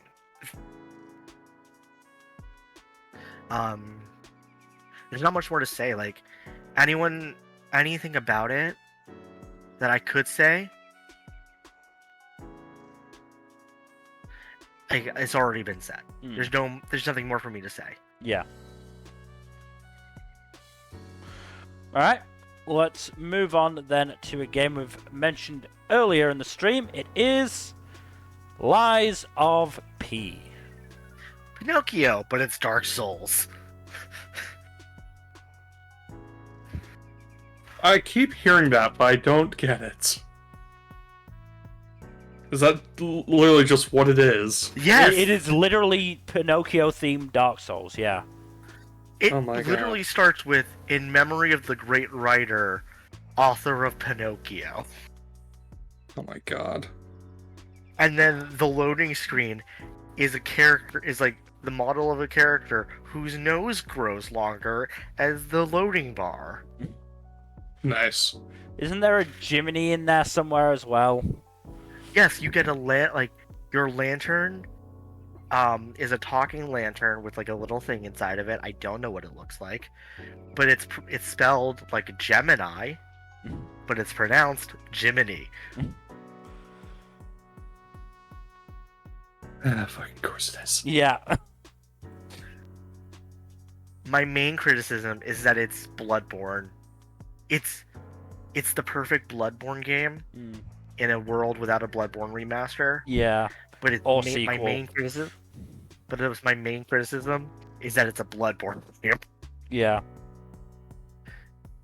Also, the Blue Fairy, which is your like Shrine Maiden, Fire Maiden, whatever you want to call it. She's great. She's hot as hell. Hello, mommy. Oh, good. Like, hold on. I'm gonna see. We can move on. I'm gonna find some. I'm finding. Well, this is a game I don't think you'll have much to say about. So yeah, you do you. Because we move on to the Murder of Sonic the Hedgehog. This is another one that. This game was very fun. I actually got frustrated on some of the gameplay elements though, because it was actually difficult at points. I mean, this is another one that just fucking popped up out of nowhere. Yeah, no, they just announced it. Like, I think it was like an April Fool's thing that I they think just it was, announced yeah. it. Yeah. I was like, everyone was just caught completely off guard by this one, and it turned out to be just like a really fun time for everyone involved. Yeah. I mean, my thing as somebody who is not a particularly big Sonic fan is that I don't know some of these characters. Oh no, there were some deep cuts. I'm not super familiar with the franchise, but there were. I was only familiar with like maybe 2/3 of the cast. Yeah. Two of them in particular were ones I just did not know at all. Look, I don't know the horny dude and I don't know the crocodile. Yeah, I don't know those two. Crocodile is Vector. He first showed up in Sonic Heroes. Okay, cool. I didn't know I didn't even know his name before playing this game. Yeah. It's still a very fun game though, and you do not need to be versed in Sonic lore No. to enjoy it. I'm glad they brought Vector back. I actually liked him. He's one I'm of not the saying he few, was a bad character. I'm just saying I had no idea who the fuck he was. Yeah. He's the first. He's one of like the few like external Sonic characters that I really like. Honestly, I think you would really enjoy this game again. It's just a fun time, and it's only like maybe 5 hours long total. Probably less than that. We finished it in 2 streams. We finished it in 2. Oh yeah, no, it's more like 3.5, 4 hours. Yeah. Especially if you don't fuck up on the actual gameplay levels. All in all, it's a fun time. Oh, so I posted an image in the chat. Oh boy.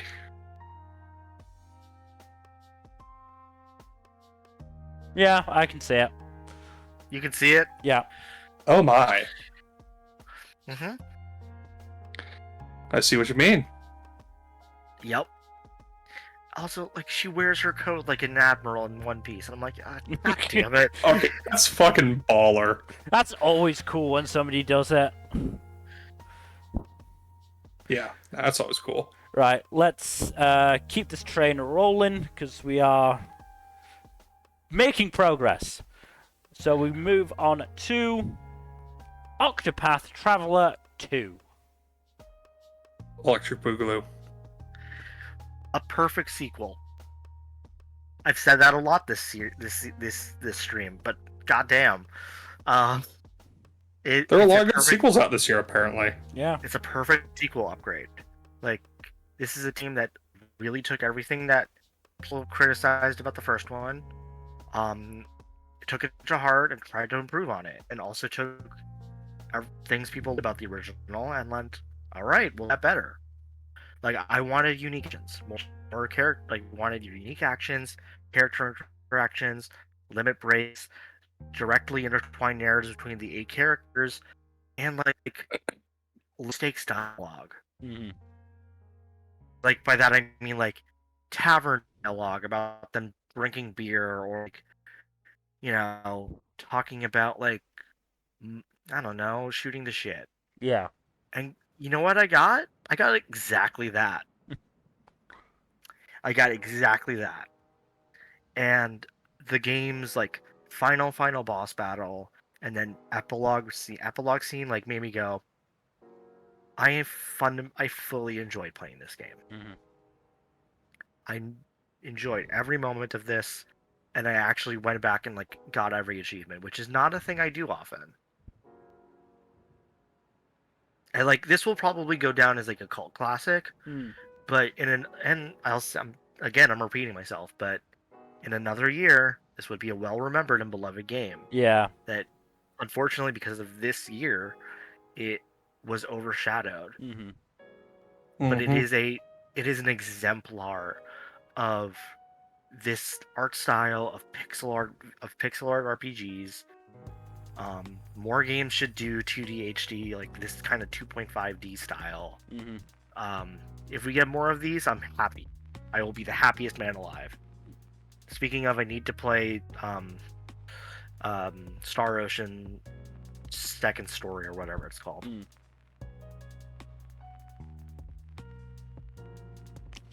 Alright, I think we can move on then to a game that is all me. It is Our Life Beginning and Always. So this is basically a visual novel, and basically there are 4 stages where you go through the life of your character and your next door neighbor. And oh, fun. I think the intention is for a romance, and it's the way I played it, but you can also just be friends, which is a cool you don't have to go into a romance, but this is a very queer friendly game. You can you choose the gender of your character, be it male, female, or non-binary. Cove stays the same gender, which some people, I think some people were a little disappointed by. I'm not really up on the fandom of this game, but it's honestly just a really, really sweet game. Like, I was honestly getting kind of really emotional towards the end of it, where these characters can have been together for been together as 2 people for over 10 years, and can have been in a romantic relationship for almost a decade by the end of the game, and getting to see them go. I'm not sure, what the future will hold for us. We're becoming adults, and we're not sure, what we're gonna do with this. But as long as I have you, then I know it's gonna be fine. That sort of thing. And there's even a DLC where you can plan their fucking wedding. I love that. That is adorable and sweet. And go into genuine fucking detail, like legit. Like you have to plan the cake, you plan the food, you plan outfits, flowers, all that sort of stuff. Like genuinely going in depth on it to make it, your wedding. That's great. Yeah, my one disappointment, and I totally get why they couldn't do it, but my one disappointment is that you never really get to see your character. You get to choose what they look like so that, it can be described in game, but you never actually get an image of it, of your character. But there are enough options, and you can make enough changes throughout the 4 stages that I totally understand why they couldn't do that. Because it would just be way too intensive. But honestly, I really, really love this game. I know the developer is currently working on another game, and I am really looking forward to it. Awesome. I'll have to give it a shot when I get Does sound like a good a time. second to breathe. So I think the base game might actually... Yeah, the base game is free. Oh, okay. And then you can basically buy DLC to add new stuff. So there's additional events for all the stages. Okay. The wedding is DLC, and you can also add in basically 2 other love interests as well. Also, a free DLC is the ability. So I think they basically had their patrons pick a bunch of names that they could get voice acted, because there are quite a few. It's not fully voice acted, but there is definitely voice acting in the game, which is really cool. And you can pick it so that your character has a name that is voiced. Oh, cool. I appreciate that. That's not as common as I would like. I mean, obviously, it limits the amount of the name you can pick, but there's quite a few, if I remember correctly. That there is a decent selection of names you can pick. And there's also there's stuff that's not just about your relationship with your love interest. There's stuff with your friends, there's stuff with his family, there's stuff with your family. It's honestly I really enjoyed this game. This is a game that I basically got. I was just looking for games that we could play during Pride Month, and I started playing this on my own, and I just really enjoyed it in the end. Okay, that's good to hear. I'm glad you found a game that you could really like that. It's a game that I could honestly see myself going back and playing, and I probably will in the end. It is genuinely really good. But we should move on to Persona 5 Tactica. Jesus Christ, this game. This year's XCOM clones are really interesting. Although I will say, Persona 5 is an odd choice to be a tactics game. Yeah.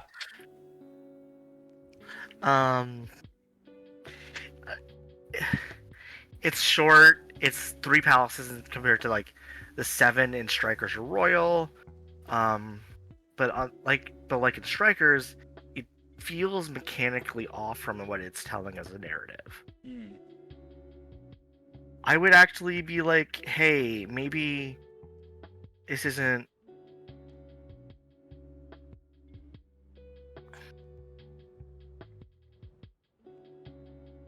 Like, I would say, like, it's a game where, like, I want it to be a stealth narrative game, or it feels like it wants to be Strikers. Yeah. And Strikers wants to be this. Right. Okay. And I think that's... So they got it a little bit muddled.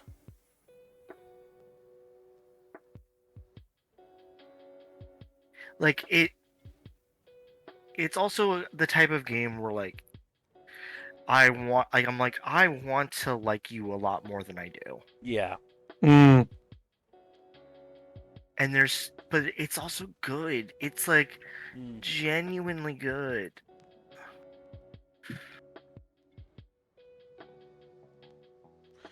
I mean, correct me if I'm wrong, but this does actually add in aspects of Royal as well. No. No? No. No? Okay. Persona, Akechi and Kasumi are not there. God damn it! I know. It's so galling. Look, I love the OG Phantom Thieves, but come on! I know. You get Joan of Arc, but also, god damn it, I want Kasumi. And I want my boyfriend. Yeah. I want my boyfriend and my girlfriend. Exactly. Thank you, Mill. I'm glad we're on the same page here. Yeah, exactly.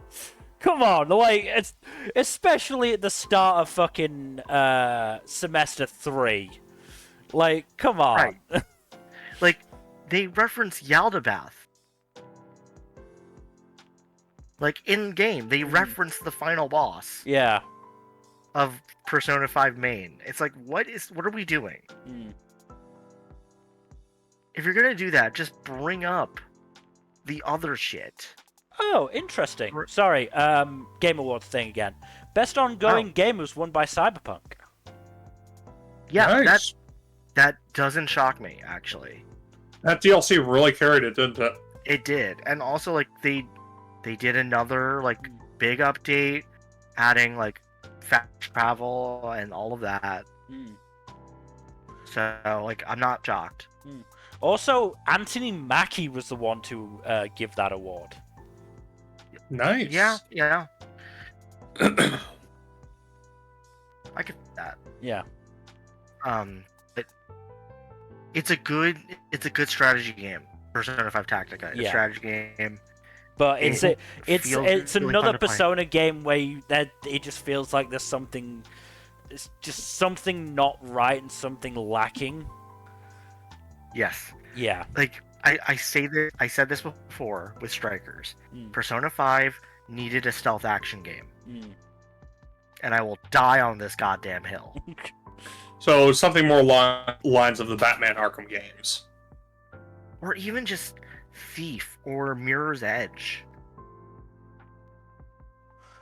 Yeah. Maybe Assassin's Creed. Yeah, or like anything. But I don't know. But alas, that's it. we aren't going to get that from Atlas because they are just... They are cowards. Yeah, they're not They're willing. cowards in They're so not many willing ways. to take this chance. Unfortunate. But let's keep this train rolling with our next game. Is it another strategy game? Because I think it is. I believe so. I'm just gonna make sure I've got the full name there. I do. It is Phantom Brigade. Yep, that's correct. Phantom Brigade. Phantom Brigade is another XCOM-like. It's mech tactics. I'm loving the fact that we got 2 good mech games this year. Gen is a very happy boy. You've been a very happy boy this entire year with the games. Yeah. We haven't even gotten onto the 2 games that seem specifically targeted towards you. Yeah, it's not fair. No, we'll get there. It's coming. But this is a game that really makes you feel like you're playing like 008, 8th MS Team, or Iron-Blooded Orphans, you are like, it's XCOM, but what if instead of having soldiers of fortune, you had mech pilots, and that's the game. It's the whole game. It's great. I'm not mad about any of it.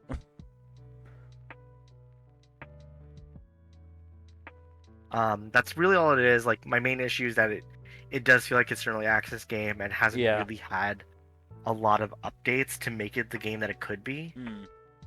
And I think that's a negative in its way. Yeah. Well, speaking of, unless you have anything more to say. That's it. That's really all I wanted to make sure I said. Speaking of games that feel like they are not fully complete, we move on to Spirittea. That's so disappointing. Yeah. So I've started playing it, and like, there are just some bits that don't feel like they were play tested enough. Because there are some like genuine like quality of life issues, I guess, that I'm sorry, I'm seeing the poster right now. Yeah. Some quality of life issues that really make it difficult to like enjoy playing this game. Like, I have enjoyed a lot of what I've seen of it thus far, but there are definitely some issues. Like, there's no menu. There's no way to go back and, like, well, there's no way to actually exit the game as far as I'm aware. You just have to fucking close the window. And there's no way to really, there's no way to go back and check, like, any of the tutorials it gives you. And it throws a lot at you in terms of mechanics. And so there's, you know, when I was playing it, there was a lot of me that was just going, I'm not 100% sure what I'm doing here, okay. It looks visually very cool. It is. Like, I genuinely do like this game. I just think that it could definitely be better. And I'm not alone in thinking that, because I went to this, I think it was the Steam forums, to see if somebody had basically written a guide to try and help me through this, and a lot of other people were going, this game has some issues that it really needs some polish on it, that to make it like a proper game that can be enjoyed. Not to mention I'm fairly sure there are like bugs as well that are not helping the issues.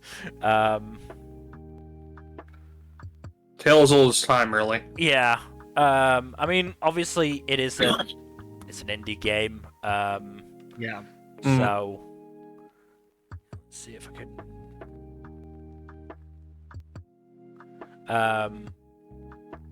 But you know, I like and they are obviously still bringing out updates. Looking at it, 1.5.3 came out yesterday, I think. Actually, today for you guys. But yeah, there's just. There are just some quality of life improvements that need to be done for me to really go, yeah, this is a game I like and I enjoy. Yeah, no, I feel that. As it is now, it is a game that I really want to like. I can really see myself liking, because it seems really cool. It seems completely up my alley with the whole spirit thing. But and you run in a fucking bathhouse, which is cool, but it Yeah. like for example, like it says you can increase the happiness of the bathhouse guests by scrubbing their back. But it mentions that once, it doesn't tell you exactly how to do it, and then it never gets mentioned again. So I'm like, okay, because there's also an issue of some spirits don't like being sat next to other spirits in the bath. And so you want to improve their happiness to get more money. And so you go, all right, I want to scrub their back. How do I do that? Nothing I'm doing is working, fuck.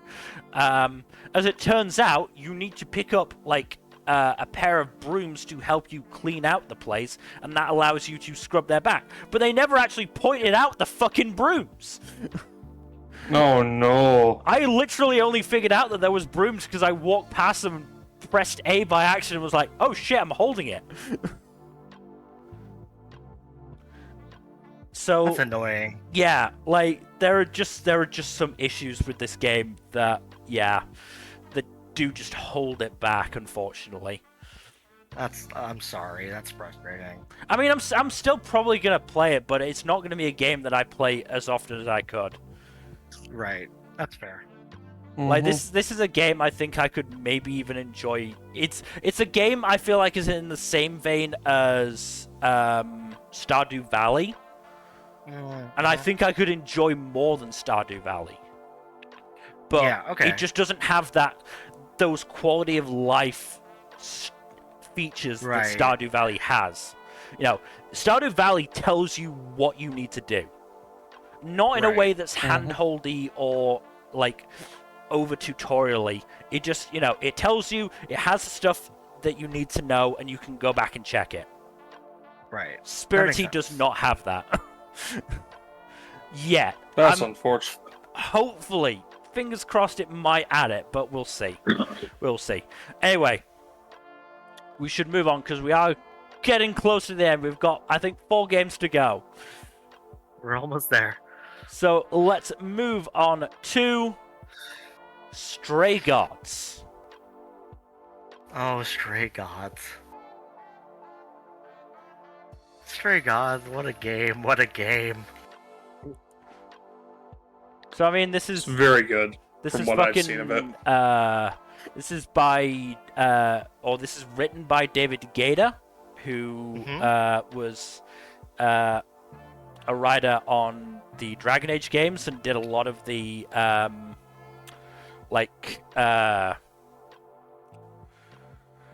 what's the word I'm looking for? This companion dialogue and the not that. writing. I mean, what's the name for the stuff like extra universe stuff? Like Star Wars has it. World building. Expanded universe. Expanded universe stuff for Dragon Age. Yes, expanded universe stuff. He did a lot of that. And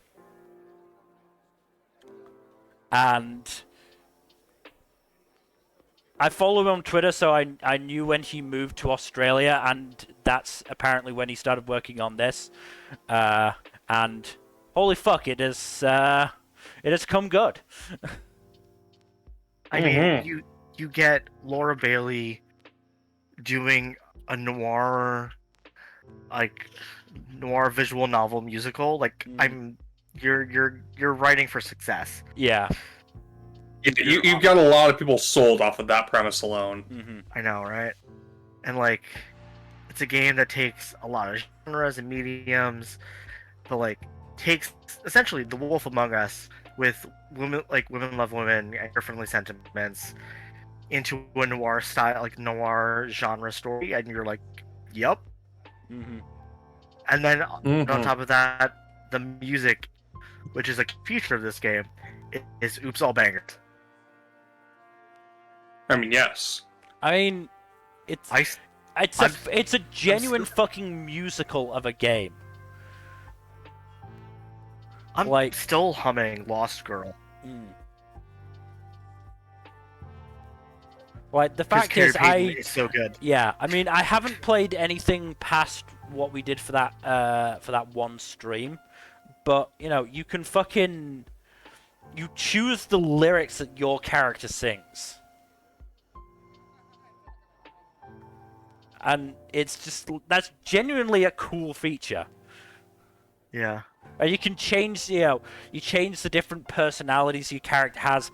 Again, that is a feature that I fucking loved in Dragon Age 2, and I want more games to do it. Mm-hmm. More games need that. Especially if you give me a snarky option, because I will pick a snarky option every single fucking time. Oh, same. I mean, that's also a thing about Baldur's Gate 3 that does really well too. Yeah. Like, unless you do the snarky.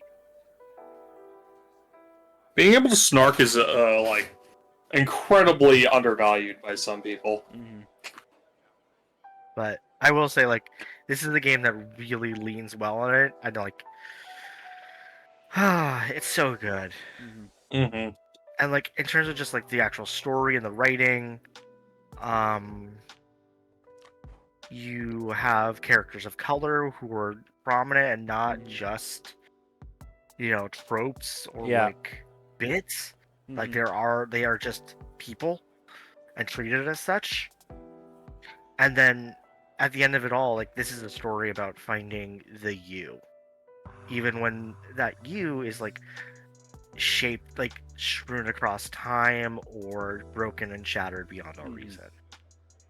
And like, the question that's asked is often it is asking, what is it that makes you you, even at the very end? And I think that's a very, very powerful story, especially in a noir style. Mm-hmm.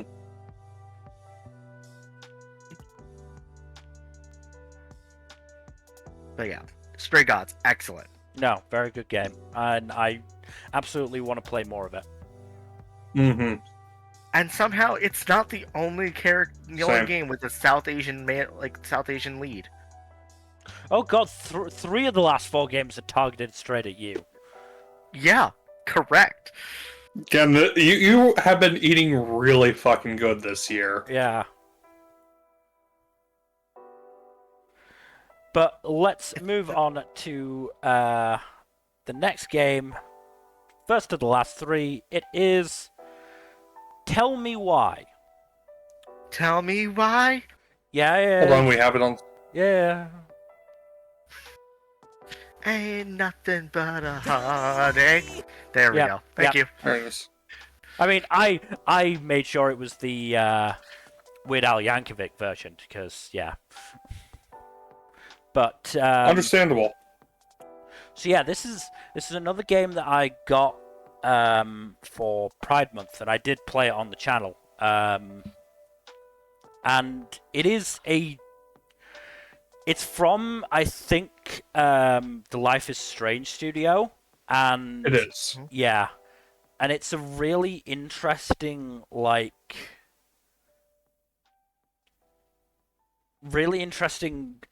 depiction of a trans character and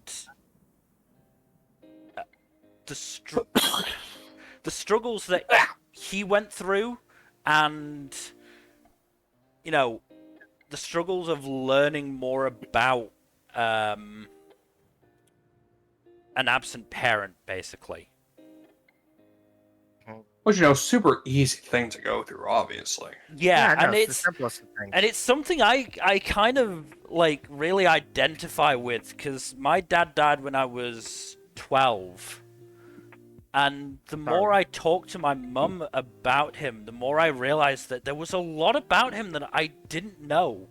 And a lot that he struggled with that I didn't know. And this game really kind of goes into this, because the trans character Tyler is certain that his mum hated him and did not approve of him being trans, and he comes to learn that that wasn't necessarily the case. And it kind of, it really fucks with him. and figuring out, what happened, on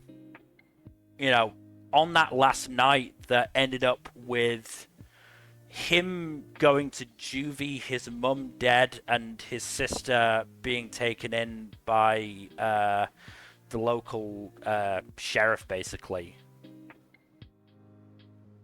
And honestly, it's a really good game, and it's obviously I'm not trans, so I can't say for certain, how well it does portray this, but everything I've seen from people who are trans and who have played this game have been really approving of it. They got trans people to work on the game to improve the writing of it. I genuinely think this is like a really good game, and I think it's a game people should play. I know the Life is Strange games have a reputation. And it's a reputation well earned. No, and absolutely it is. Absolutely it is. I'm not even going to try and argue that. But certainly, I've played this game, I've played Life is Strange True Colors, and I think they have turned a corner on that, at least. Because I could have talked about Life is Strange True Colors as well, but I did talk about it last year's stream, and we had enough games as it is. But that is another game that I really fucking enjoyed, and I really think did a queer and a marginalized character really well. So yeah, I mean this I'm fairly sure it's still on Game Pass. Think so. Where is it? Yes, it is still on Game Pass, and it's a game I would genuinely recommend. Like it's not super long, because I think I got through it in like 4 or 5 2-hour streams. So it's about 10 hours. So it's a game I really recommend because it's really cool. It gets into some really heavy topics, so I would, caution that you should probably be in the right mood for it. But I'd be shocked if it didn't get into heavy topics, if I'm being honest. I thought it was a really good game. I thought, I got really into the story of it. Yeah, I can't recommend it enough. But let's move on to a game again that you can't recommend highly enough. It is Thirsty Suitors. Oh my god, Thirsty Suitors. Jesus, what can I say? Again, this just seemed like the devs just went, that Gen guy? We're gonna make a fucking game for him. This and the next game we're gonna talk about are just like, hey, we're just gonna go into your personal back diary and just pick out the game that you wanted the most in the world. It seems quite precision targeted. Yeah, it's incredible. I mean, Cookie Mama meets JoJo meets Tony Hawk meets Scott Pilgrim, and like that is such a diverse thing that you don't think it should work, but it does, and it's held together by its like the sheer force of it, like sheer will of its writing. Yeah, like it is a story about a queer young woman, like a young queer woman of color coming home to face a reckoning of family, relationship, and community trauma that she has caused directly or indirectly. So Scott Pilgrim, but if Scott Pilgrim just took responsibility. Yeah. No, it is absolutely Scott Pilgrim done right. Right, and like, not to shit on Scott Pilgrim, but like, that is a very it is a story trying to do a different thing, but it's going to be the point of comparison here. Yeah. But the thing that makes it really good is like every X that we interact with. I know I mentioned Bruno not being the best of it, but like Bruno as well, feels fleshed out and really interesting takes on queerness and like gender identity, struggles of kids of color as immigrants, or like first generation or immigrants themselves, Yeah. or like some fusion of the two. Mm-hmm. There's also the family narrative of feuding sisters and generational trauma Mm-hmm. that personally, like, I don't really I'm not genderqueer, I'm not LGBTQ in really any way, but like There's something almost, oddly universal about a sense of alienation. right. And also, like, this is something that I had heard someone else say in response to this game, is like there is a special kind of vulnerability and empathy that is generated from specificity of story. Mm. And this is the game that is very specific, but yet feels so honest that you can't help but feel it's relatable. Yeah. And like for me particularly as a brown kid who is dealing with who for most of like the COVID years, dealing with I had a feud with my older sister. Mm. Who I was not into. I was very, very close to going no contact with parents. Mm.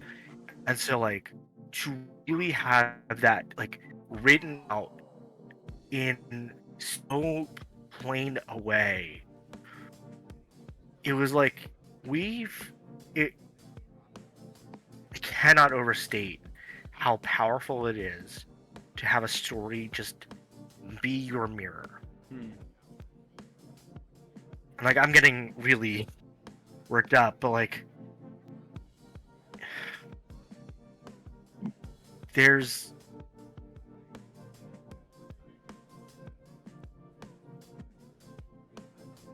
like you have to deal with like your mom dealing with her own generational trauma, and like her taking it out on you is a fact that she is just scared of her own mother and dealing with her own traumas.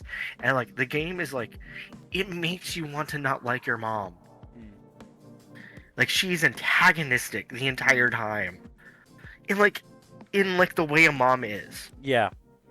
But like not like outright bad or evil or abusive, but just like It's very passive aggressive. Yeah, aloof and Yeah. like passive aggressive. But like I mean, she even says that is what she even admits that that's what she's doing, because she says, "Well, being aggressive didn't help, so yeah, I'm gonna be this now."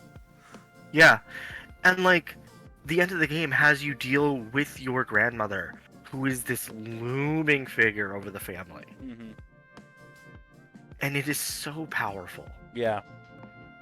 There's been a lot of tales about generational trauma recently, and you can tell they've been resonating because of how much people have just connected with them. The therapy generation is now making media. Yeah, I mean, like, not like, yeah, like the millennial and Gen Z generations are now the ones who are writers and leads. The generations, yeah, the generations that are actually willing to confront this trauma instead of just pass it on, are, and making these media. And also, like, you're not having, like, you're also not letting it just be one style of voice. Right? Like, it's not just cishet white dude.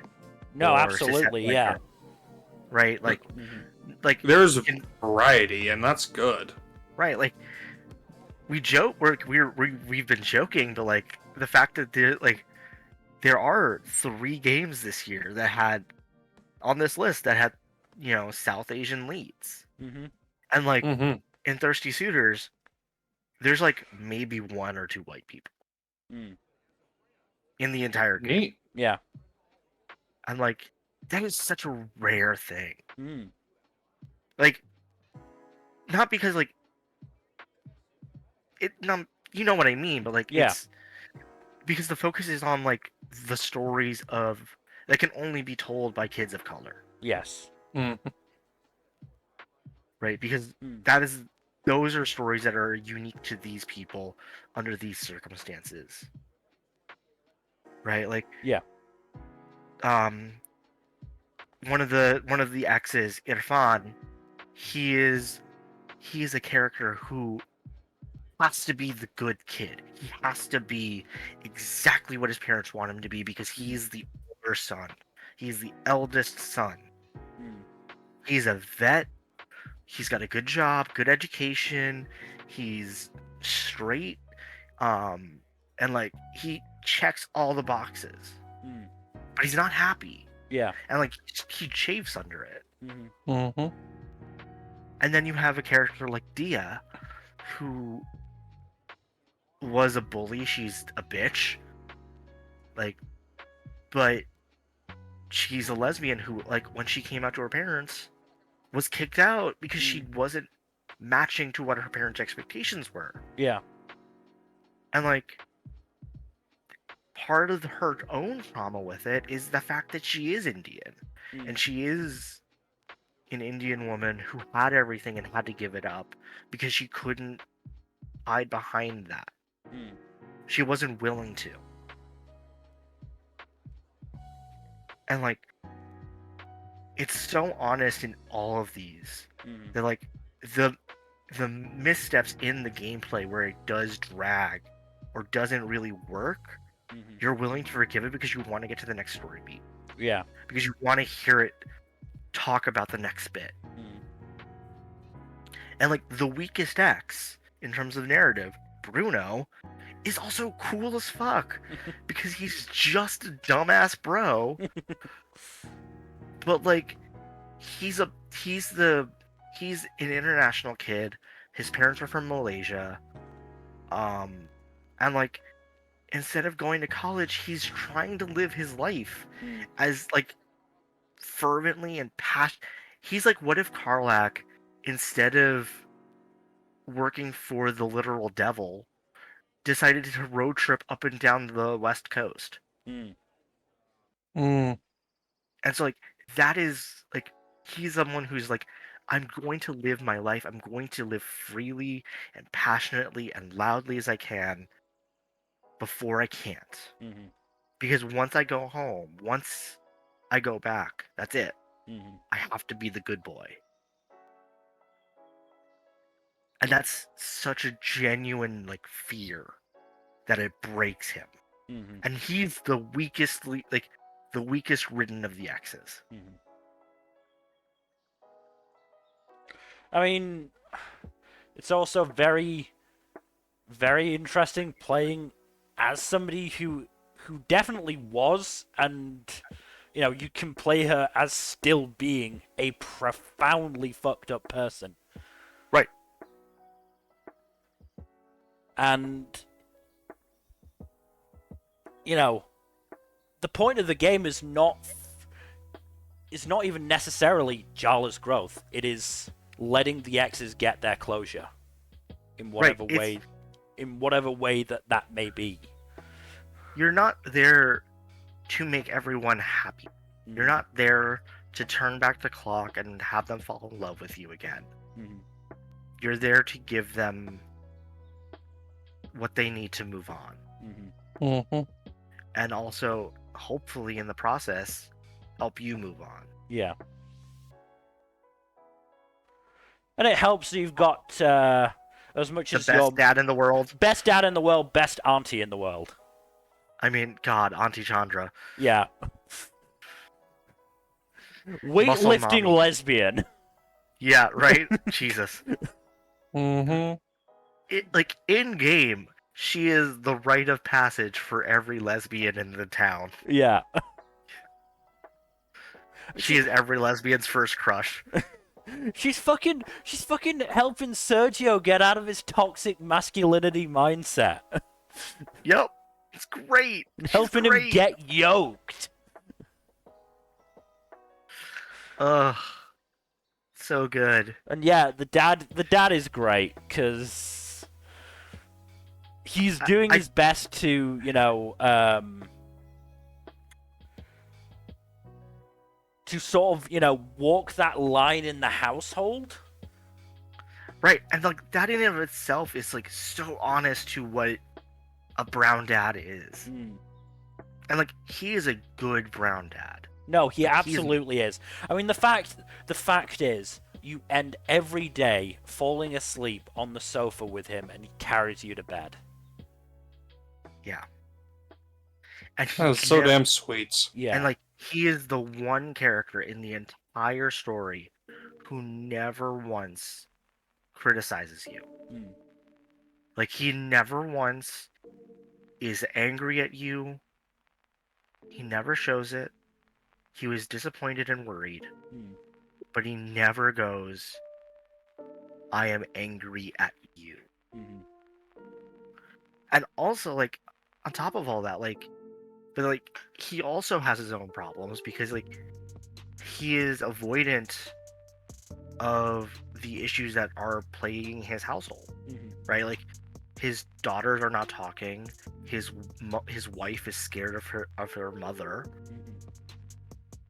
and so like, there is so much there. Like, there's so much hurt and trauma there that he just doesn't. Like, he's not able to, or just can't. Like, No, work I mean through. he's not equipped to deal with it. Right, and he knows that. Yeah, and it's fine. And so, But, like, what he knows he can do is he can provide support. He knows he can't Right. solve it, but he does his best to support. Yeah, certainly he does his best to support Jala as she tries to make things right. You know, and like, you can tell he also loves his other daughter, Orushi. yeah, Like, he is there for both his kids, whatever that may be. yeah, And he also loves he loves his wife so fucking much. Like, he broke, like, he is, I believe he is Sri Lankan, and his wife is Tamil. I could be getting that flipped. But they broke a lot of custom to get that to work. Let me tell you. And like, not to labor on to this too much, but like, I did, like, when I finished this game, I was talking to my wife about it, and I was just like, as we're getting older and like we're talking about the future, I was like, this is the dad that I want to be when I'm older. I want to be this dad to his kids. And like, a game that does that, like, that is able to be like, want to be that character, or that, like, that is so cool. Also, the cooking's great. I mean, I think the thing that made me fall in love with the dad the most was cooking. I can't remember the name of the dish, but it was one that he wasn't supposed to have, and he's like, oh yes, the first one, yeah.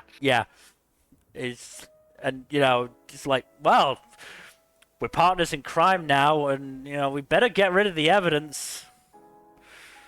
He also made it the day before. Yeah. Speaking of cooking, yes, we should move on to the other one. Move on to our final game, which is Venba. Also an Indian cooking game. Yeah. Can you tell that these games were all made specifically for Gen? If Thirsty Suitors is like a story of generational trauma and the question of identity for immigrant children through absurdity and hyperbole, Venba does it through genuine vulnerability, tenderness, and understatement.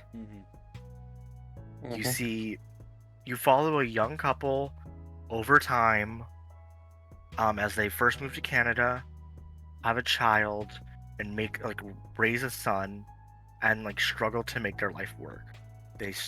You watch them age throughout the years, and like, you watch every single member of that family struggle with their identities, how they keep their own traditions alive in this new world, how they bring their son into those traditions as he's trying to figure out who he is. All the while, all three of you are facing your own versions of microaggressions and like systemic and active racism at every turn. And like, part of what makes it which one was it? I think it was the second stage or second step or whatever you want to call it, when the dad was missing for most of the day. Oh my god, that Like, broke my goddamn heart. I was fucking terrified the entire way through that he was dead. And then you get to the park and you see him like... It's almost worse. It's almost worse. No, you get to the park and you think, oh, thank God he's okay. And then you see him and you realize what happened and you go, oh no. Oh no. Oh shit. And like the fact that like it never says it. No. Never says it. At no point. Not a slur is said in this game.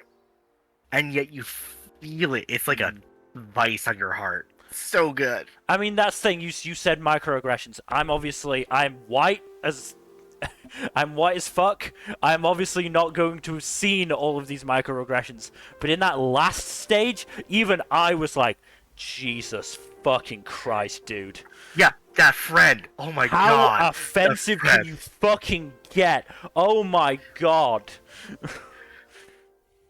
Absolute piece of shit. But like, Kevin's also a dick to his parents. Yeah. And like, it's not his fault. No, it's not intentional. It is not his fault. He is a product of the world that he lives in. Like,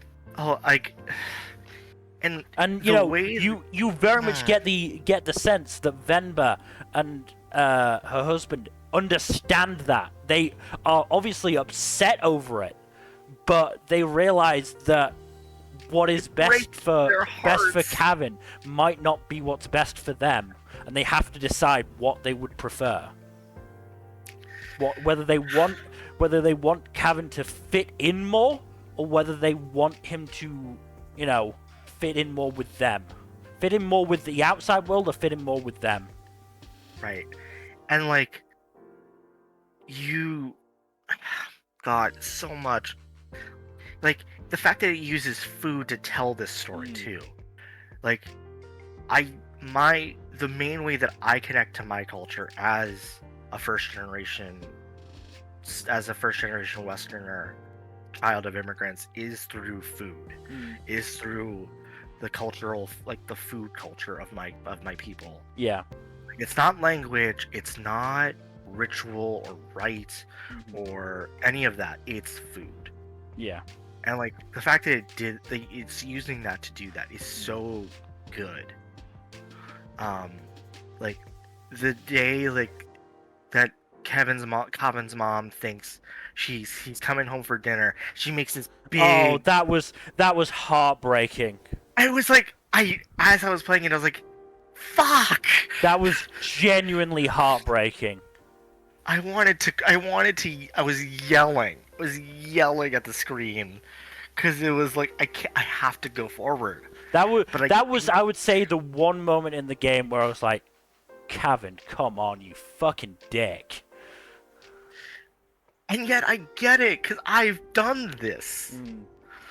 I've done this exact thing. I've been Kevin when he was at school and ashamed to open his lunch because it was Indian food and it smelled. I was this kid in college who was like, I'll just go with my friends. Don't worry about it. I don't want you guys to worry. You guys work too hard. Like, I actually wrote a goddamn Steam review. What did I say? It was like, it's a good review. Venba hit because it turned a mirror onto me and said, look at you. This is the life you've lived. The lives your parents did. What are you going to do with it? And like, never... I'm gonna cry again. Like, you never get a... Like, no one says anything horrific. It's all understatement and like what it isn't said. But it's so genuine, honest, that you can tell that the writers of this game have experienced it themselves. Yeah.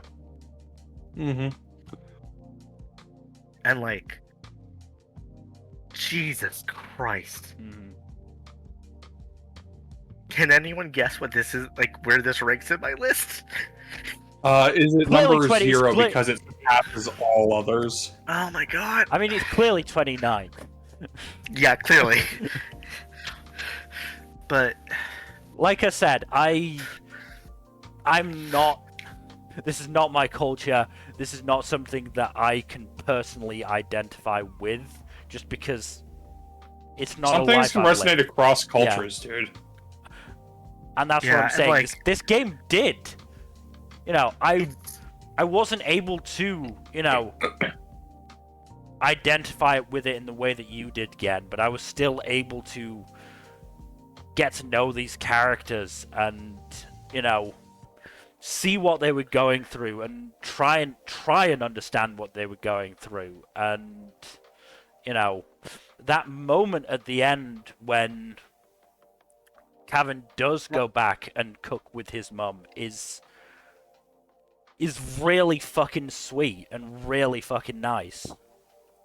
it, and like the fact that the game ends there Yeah. is perfect. Mm. Like, do I wish this game was longer? Yes, Mm. of course I do. I want more of this in my life. Again, are you sure your emotions could have handled more? Is the question. No, of course it could, but like, I mean, the thing is, I think it said all it needed to say. You know, Yeah. there didn't need to be more because it covered all of the bases that it needed to. yeah, and like, these stories don't end neatly. Mm. They never do. Mm. Like, Life doesn't have neat endings usually. I mean, the fact that Cavan didn't get to reconcile with his dad, Mm. right? But the fact that he's wearing his glasses, Yeah. that was such a good. The broken glasses, the broken glasses Yeah. killed me. Mm-hmm. It like, you can tell there's a like a cavern between him and his mom, and that's gonna take time and effort beyond what we see. Mm-hmm. And yet, God, so good. Mm-hmm.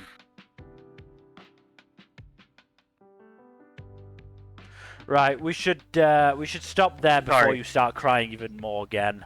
Yeah, I'm gonna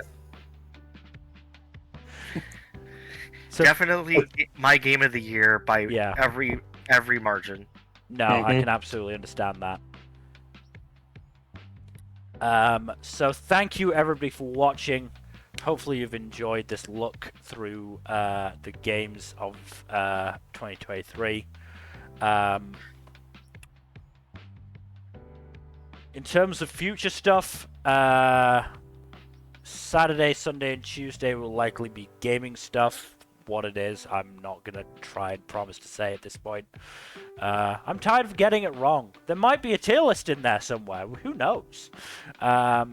Well, there might be the One Piece character tier list thrown in there because we're making progress. We're still Yeah. We're not on even- the H's. We're not even halfway through. We've been doing it for 3 streams. Fuck. What have we gotten ourselves into? Yeah. But next Thursday will be another end of year stream. It will be the media of 2023. Get ready for a good, I would say, 20 minutes to half an hour of me and Gen gushing about Taskmaster. Yep. Please try not to let it run for too long this time. Which we Look, are going to make no promises, but we're gonna try. The point is, it's like the last 2 or 3 Tales of Arise streams we did were basically just us talking about Taskmaster. Yep. Hmm. Oh dear. Yeah, And we gotta talk about the Taskmaster Hotel, Jack. and Oh boy. and Chris, what was it, to Wix's? Yep. Oh, But God, that game, this show is so good. it really I is. need to. Sorry. Anyway, we should end this before. But it yes, gets- thank you everybody for watching again. Please do give us a follow here on Twitch and all that YouTube stuff. Like and subscribe if you have not already. Don't forget to leave a comment down below and press that bell icon to get notifications when we upload a new video. And otherwise, hopefully we will see you on Saturday for whatever it is we end up doing. Good night. night. Later.